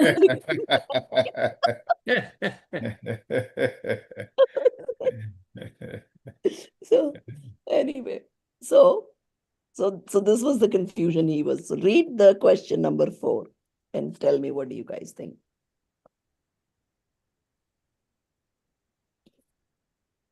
You evaluate the following 7. That which is formless, amurtik is Murtik called is called jiva. jeev. Wrong. That is avyapti. No, That's- Ativyapti. Ativyapti. Ativyapti. Ativyapti. Yeah, so just So there- remember, what did it Yeah. say? Evaluate. It's not Yeah. saying true or false on these statements. Yeah. You just evaluate what it is trying to do. Evaluate. A cow is called an animal. That is, that's a valid lakshan, I think. No. Animal is No, called- Avyapti. What is the process? What is the process? Let's go back. It's like cow is the target. Cow is the the target. First identify what is the target. Animal is the target. Mhm. Cow See, is animal is the target. Cow is not is a narrow definition for it, right? So Avyapti, right? it So is which avyapti. dosh is it? Avyapti. Avyapti dosh. Avyapti dosh, yes. Yeah. Okay, keep going. An animal is called a cow. Animal is a target. Cow Ativyapti. That's Ativyapti. Avyapti. Animal exists in all. Yeah. That which is sour is called lemon.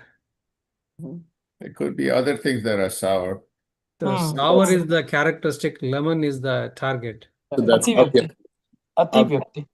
Mhm. The That same which as- possesses touch, taste, smell, and color is called matter. Correct. That No is dosh. lakshan. Lakshan. No dosh. Mhm. It has no dosh. Is no dosh. Good. So you guys all passed the test. Now Oh, but just this be is- prepared for those tricky questions. That's all. Mhm. Yeah, that will come in December, right? When semester. Well, I can imagine that We exam. would have forgotten by then. Now that you That guys have all possesses done touch, these, oh my taste, God, smell, I was getting from the morning class every other day. Some student will send me a photo of their answer. I should have gotten this right. Why am I not getting this? Oh my God, it is so Some hilarious. dosh. And Some dosh. like one of the students, he is so persistent. He like Every other day he has a private question to ask. So I don't want to be rude to him, so I cannot say, I really don't have time to answer your questions every day. Sometimes I'll write to him, like, bring it to class and we'll discuss or something like that.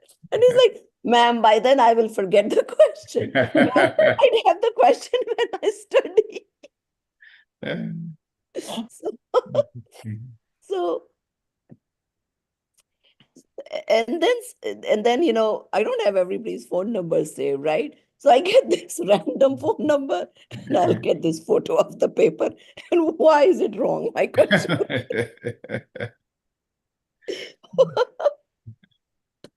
So then It I is have to wrong. go It is to the wrong book, because evaluation shows it is wrong.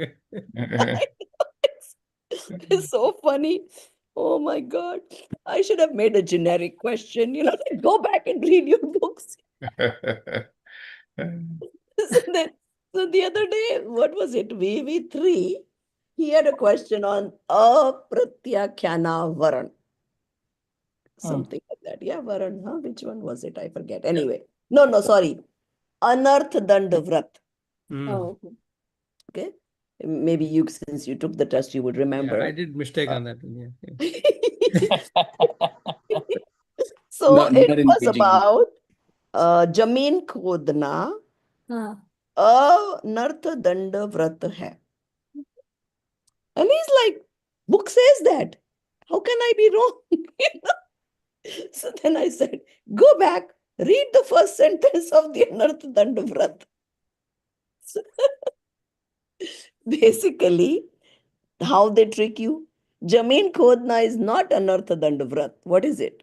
The carelessness for no use. It Without- is Anarth Dand, not Anarth Vrat. Dand. Yeah. It was a trick question. Yeah. Yeah. Well, it's not a trick question. They want you to understand the Anartha. difference. You think it's a trick question because you got it wrong. No, I got it right. Good.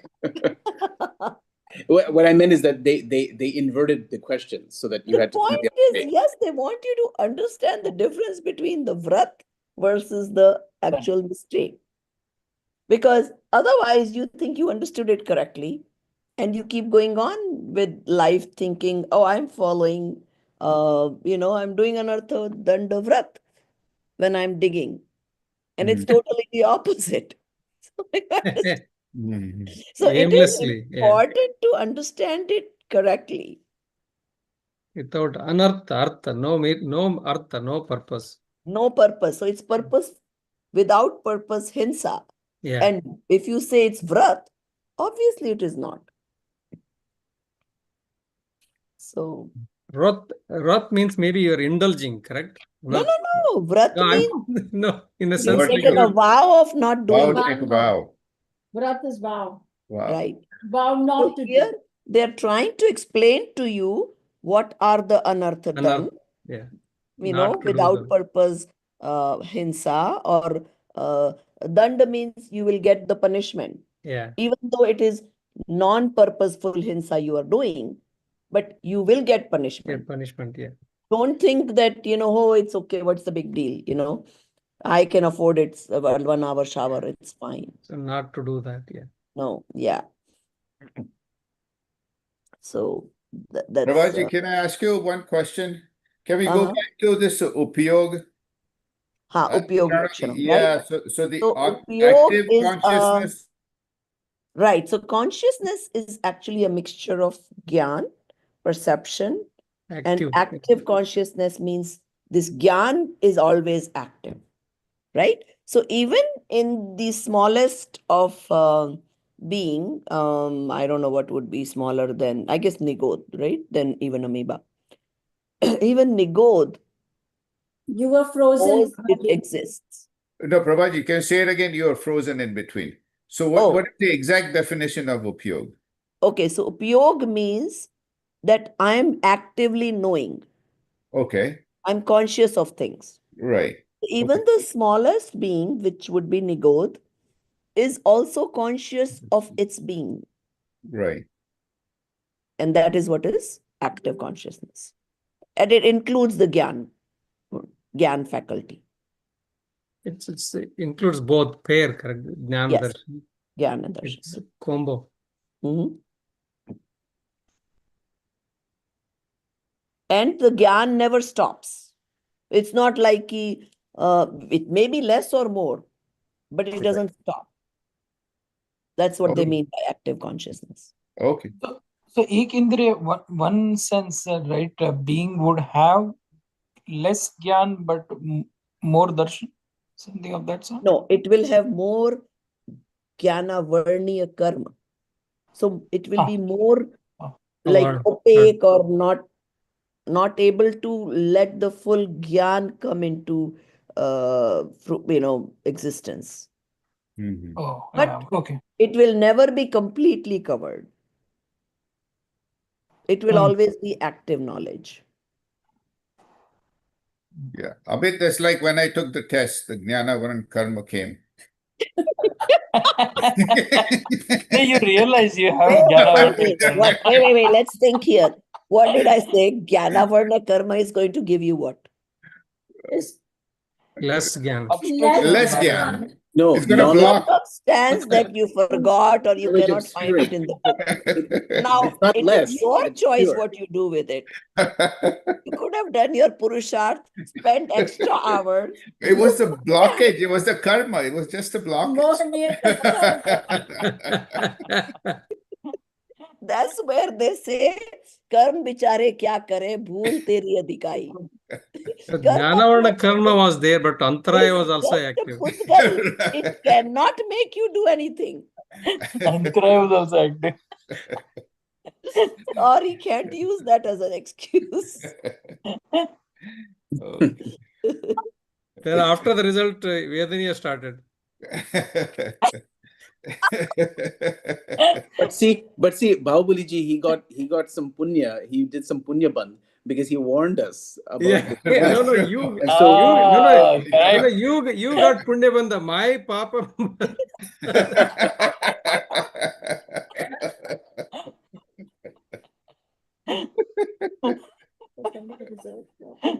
Oh my God, I thought that was so I got Punya Bandha, you got Punya Uday. See, we are understanding Ved Vigyan also. after the result with oh my God, I think it's so funny. Okay. Okay, so we got 15 minutes. Let's do the, if you think you guys are good with this Lakshan. I mean, for next class, if you want, I mean, already Viraj did a good job coming up with an example or two. Come up with some more because avyapti sometimes can be confusing. So it'll be more clear to you.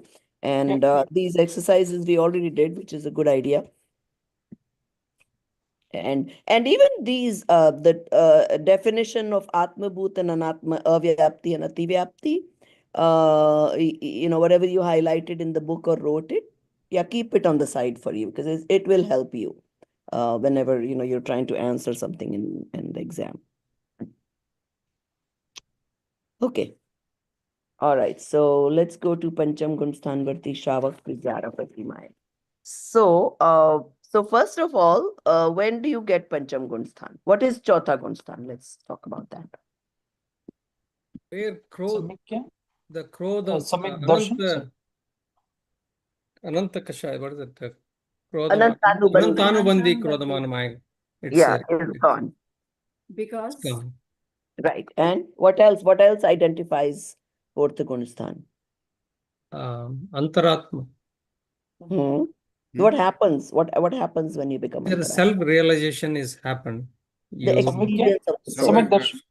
Even though it is for a fraction of a second, but the experience of the soul is the key factor, key characteristic of fourth Gunasthan. With it, Charitramonia will also go away, which means Anantanubandhi Kashaya will go away. Right? So that is the fourth Gunasthan. Now, in the fourth Gunasthan, you're good with your Shraddha. But there's nothing to do with Charitra, right? Little bit Anantanubandhi nahi hua, right? But Anantanubandhi Kashaya jaane ke liye, you don't need to take vows and all that thing. Okay? So then, once the Jeev attains this experience, it says, okay, so there's another thing. For fourth Gunasthan, you have to experience the soul at least once in 6 months. Hmm. For the fifth Gunasthan, I should actually find out accurately what it is, but I think it is once every 2 weeks. It is, yes. So that is the determining factor, whether you have progressed from fourth Gunasthan to fifth Gunasthan or not. So you could be in fourth Gunasthan, have taken vows. For example, Kanji Swami was a Shwetambar sadhu, right? It's not like he started not doing those things. So he continued his life like a Shwetambar sadhu, all those vows, but still he called himself Chaturtha Gunasthan. Okay? But naturally, once you are in the Chaturtha Gunasthan, you're a Samyak Drashti, your goal is to continuously experience the soul more frequently and for longer time. Right? So let's say once in 6 months is minimum, but maybe some might experience once in 3 months also, once in 1 month, once in 4 months. It could vary, right?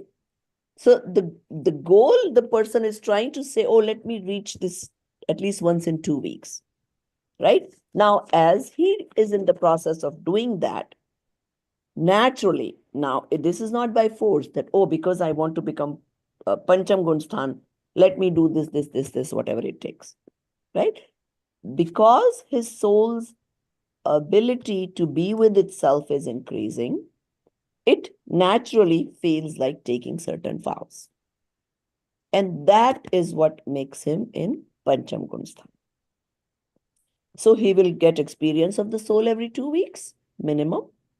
Plus, outside you would see that this person is progressively taking vows, wanting to go towards Muni Dasha, wanting to go towards the sixth Gunasthan, which is the Sadhu Dasha.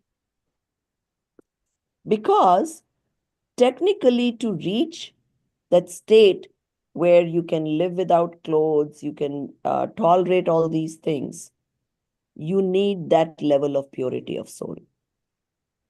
Otherwise, there is going to be, what do you call it? Imperfections in the following of the Muni Dharma, which we see today. You know, no matter which parampara, all the sadhus, we don't see them following exactly what the Shastras say, because they don't have that level of ability.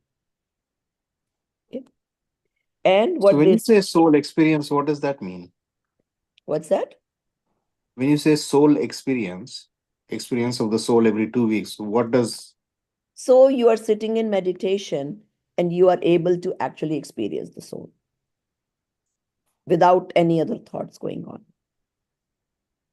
And for Samyak Darshan, it's initially when it happens, it's very small fraction of a second.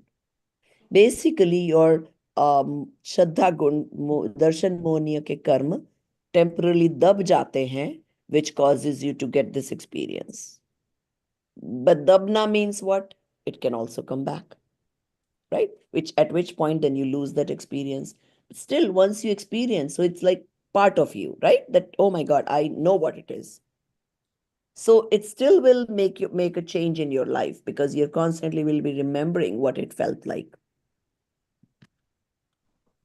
And you would want to go more and more towards it. Okay, thank you. So that's fourth Gunastan if you experience it once. Right? Once in 6 months is fourth You Gunasthan. can Sorry, lose the fourth Gunasthan if you Oh, don't experience it again in 6 months. Oh, I see. So then it dropped to first or You third. drop to first, yes. Okay. And obviously, a person who has experienced it, he would like to try to stay with it as much as possible. And I've seen people, or at least known people, who experienced it once, and every day they sit in meditation, hoping to get it again. So, okay. How are we on time? Okay, somebody quickly just read this author's introduction. Who can read it fast enough? I can read it. Okay. Okay, so chapter 4, the 11 stages, pratimas, of the householder's restraint in the 5th stage of spiritual development, Gunasthan. Kavivar Pandit Banarasi Das. In the fields of spirituality and poetry, Pandit Banarasi Das was a highly esteemed figure of the 17th century, renowned for his poetic prowess and profound spiritual experiences. He was born in the Shrimal dynasty to a resident of Jaunpur, Lala Kharak Sen, on the 11th day of the bright half of the month of Magh, which fell on a Sunday in the year 1643. He was originally named Vikramajit, but during his pilgrimage to Varanasi, Banaras, the birthplace of Lord Parshvanath, his name was changed to Banarasi Das. Banarasi Das did not have any brothers, but he had 2 sisters. Throughout his life, he witnessed numerous ups and downs. He had to face economic difficulties many times, and his family life was also filled with struggles. He went through 3 marriages, had 9 children, including 7 sons and 2 daughters, but none of them survived. In his work Ardha Kathanak, he wrote about this. Kahi 55 बरस लाऊं बनारसी की बात, 3 विवाहिम भारजा, सुता 2 सुता 7, 9 बालक हुए मुए, रहे नारी नर दोय, जोम तरुवर पटझार है, रहे ठुमठा से होय. This is the story of Banarasi Das, dating back to 55 years, 3 marriages, 2 daughters, and 7 sons. 9 children were born and died, leaving only the man and woman, like a tree in autumn, left standing bare and stripped. In such challenging circumstances, your resilience remained unbroken because you are a self-realized great soul. You want me to continue? Yeah, just read that whole page. Kavivar Pandit Banarasi Das was the progenitor of a spiritual revolution known as Tera Panth, a sect of Jain, which overturned the philosophy of Bhattarakvad, Bhattarak are heads of traditional Jain institutions, and later spread across North India after being influenced by the teachings of Pandit Todarmal. Your poetic talent was innate from birth. At the age of 14, you started composing high-quality poetry, initially focusing on romantic themes. Your very first work, Navaras, was completed at the age of 14, and it primarily described the sentiment of romance. This poetic composition primarily focused on the sentiment of romance, and upon attaining discernment, the poet immersed it in the Gomati. Following this, your life became more spiritual, and you went on to compose 4 more works: Natak Samaysar, Banarasi Vilas, Namamala, and Ardha Thanak. Ardha Kathanak is the first autobiographical work in the Hindi language and stands as one of your most accomplished creations. It portrays the poet's life over 55 years with vivid details. To become acquainted with the various aspects of life, one must read this work. Banarasi Vilas is a compilation of several of his compositions, and Namamala is a poetic work in the form of a compilation. Natak Samaysar is a poetic translation of Amrit Chandra Acharya's Kalasho. But due to the poet's originality, studying it brings a sense of independent joy. This text is rich in spiritual essence. And this passage is based on the 14 Gunasthan Adhikar of the Natak Samaysar. For in-depth study, one should refer to the original scripture. The poet's mastery is unmatched in both self-realization and poetic expression. Okay, so this is one of the longest introductions of a writer we have seen. Why? Because he wrote his own autobiography. Most of the places we read, oh, there's not enough known about the author, right? In this one, we knew everything: where he was born, what his parents, about what all his works were, and which was good because people learned from his life story. He was so like his Shraddha was so strong that it helped him in life. I mean, we all have all kinds of experiences in life, some good, some bad. And he had really adverse situations where 9 of his kids passed away. I mean, in today's time, imagine, I mean, we have heard sometimes somebody had only one child and he ran into an accident or something happened. But like, how sad or how bad we feel about that type of thing. And this guy had 9 kids and all died in front of him. But it could not move him emotionally. Why? Because he had the true Shraddha, he had the true Tattva Gyan, he had the reality. I mean, we sort of all are learning and sort of now know the reality. Still, it's, we until we get to that level that our emotions can be controlled, right? So you have to have that much conviction in the tattvas that we learn, right? So he understood that every person comes with it with their own expiration date. His kids came also with their own expiration date. His being elder to them had nothing to do with their early passing, right? So they say one of the episodes that one of his sons passed away. He did the last rites and came back, and it was pravachan time. So right away came and started giving the pravachan. And he was a few minutes late, so somebody asked him, and he said, "Oh, there was a guest. I had to go drop off the guest." So that much strong conviction he had in the tattvas. So that is something to learn from his life. Then he was a very good poet, very good writer. He wrote romantic novels or whatever he did. If I were him, I wouldn't really throw it in the river, but he did. He realized this, Adhyatma knowledge is so much better, and he doesn't want to deal with that anymore. So he threw away that work of his in the river. And then he wrote, Adhyatma books, Natak Samaysar and all those things. And Natak Samaysar is very popular because Samaysar being a very, very Adhyatma granth, to make it easy, he has written it as if it was a play. So people like to read it because it makes understanding Samaysar a little bit easier.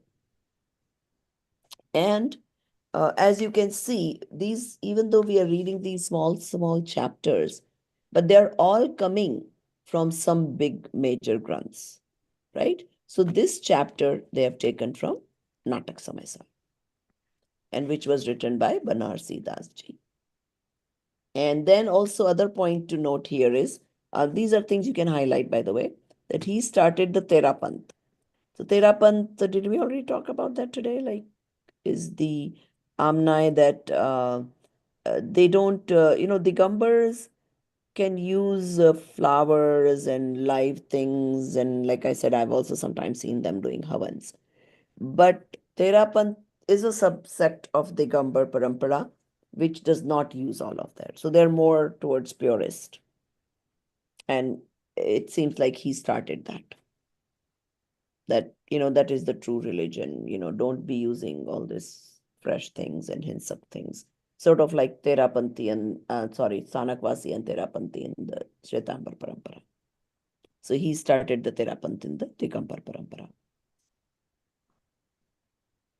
And that's it. Those are the key points of this author that you should know.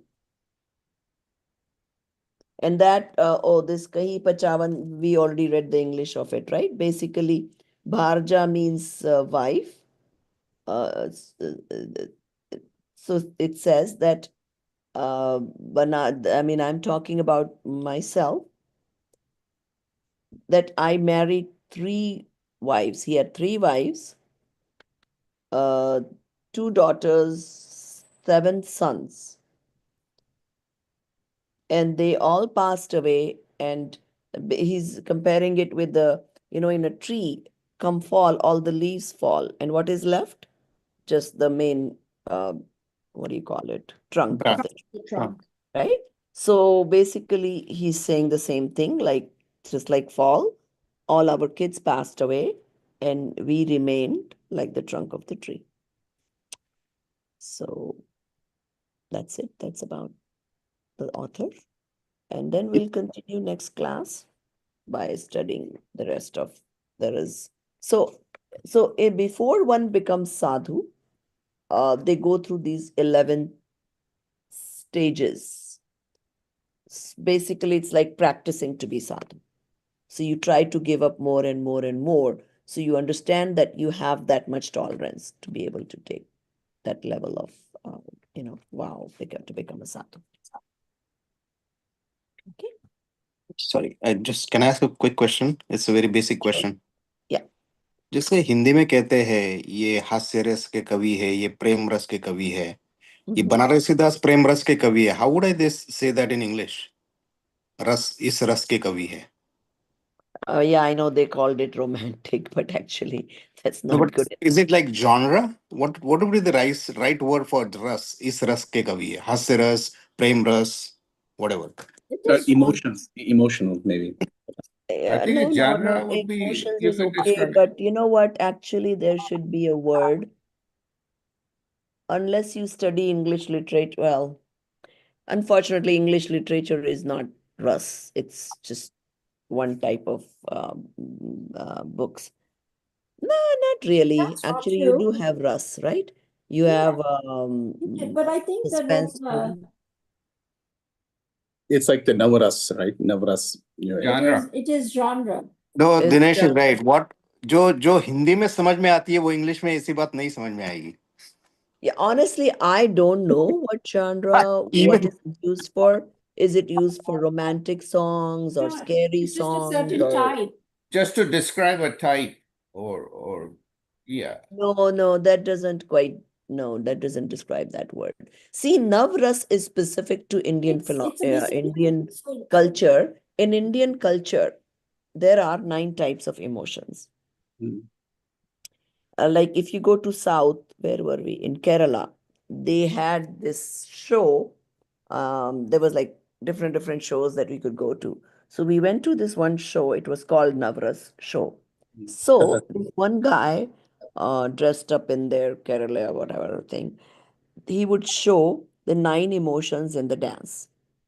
And you could clearly see on his face. Now they explain how you would show anger in your facial expression, how you would show scare, how you would show happy, how you would show sad, how you would show, I mean, there is 9 types of emotions basically. And those are used for acting, for classical dancing like Bharatnatyam, Kathak. They use these 9 types of emotions. So yes, so Prabhaji, right? If you look at the definition of genre, right, it's basically an artistic composition where you have similar forms, types, characteristics, etc. Right? So, for example, a genre, to keep it really simple, very simple. If you get onto Netflix, it'll tell you what genre are you interested in? Is it adventure? Is it spy thrillers? Is it romance? Is it, so that's a more Sort of. That's definition. what I was trying to get at. It is similar, but the Western philosophy or Western culture does not include all 9 of them. It only includes 5 maybe. Like suspense, like fear, like thriller, like romance. But it will not include all 9. This is more of a cultural thing, that Indian culture has 9 types of emotions, or dance forms have 9 types of emotions. That is a That may little or may not exist in the Western culture. It It's doesn't a universal thing, but that's how the Indians express it, though. That Navaras. Emotion is universal. But even the 9 But emotions. Navaras doesn't have to be universal. I mean, it describes human emotions. So, but in India, that's how it's conceived of, is the Navaras, Bibhatsa and Shringar. Right. So Shringar had a specific meaning. A lot of in Indian culture, it's very different. Shringar Here, is more Shringar doesn't have that much value as it does in the Indian culture. So there could be cultural differences, and that's okay. But yes, at least the Navras could be described as 9 emotions instead of, what did they call it, romance in the translation? No. It does say वो प्रेम रस के कवि थे ना basically Banarasi Das.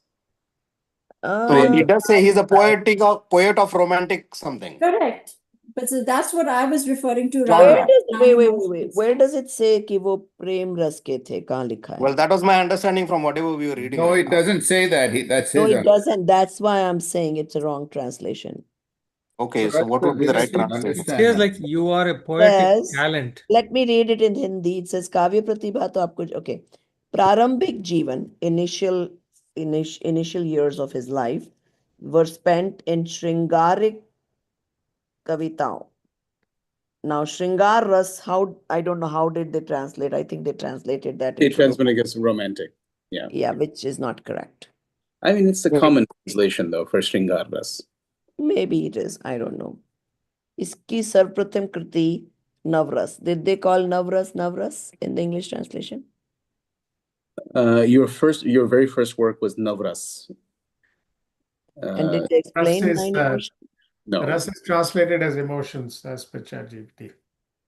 Right. So maybe there in the parentheses they should say 9 emotions. He wrote that book at the age of 14.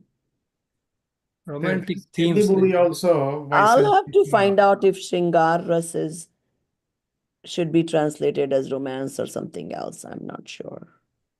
Because I'll have to God is love and beauty. find out. Romance. Sentiment of romance. It It is? says here sentiment of romance. Okay. It primarily And you would describes also need to see what the Navras, what they are, to be sure that it closely resembles romance. You did something, right, Viraj? Navras, you looked it up.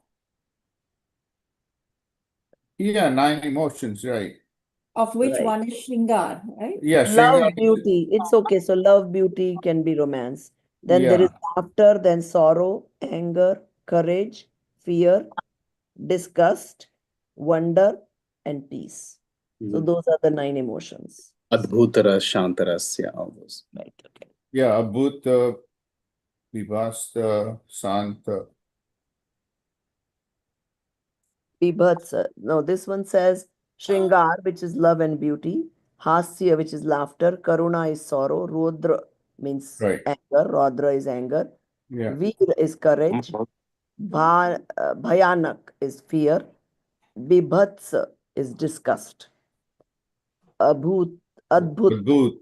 Right. wonder. And Shant. Shant. peace. Right. So those are the 9 emotions. Now let's see if it says if these are common, if these are universal or not. Anyway, regardless, I guess there is no error in the translation. It's okay. All right, just hold on for a minute. Let me do, and then we'll start. सहजानंदी शुद्ध स्वरूपी अविनाशी हूँ आत्म स्वरूप सहजानंदी शुद्ध स्वरूपी अविनाशी हूँ आत्म स्वरूप सहजानंदी शुद्ध स्वरूपी अविनाशी हूँ आत्म स्वरूप निज निधि निज में बताई यह अनंत उपकार है इसके लिए जिन वाणी माँ को वंदना शत बार है वंदना शत बार। जय जिनेन्द्र सभी को। Jai Jinendra. Quickly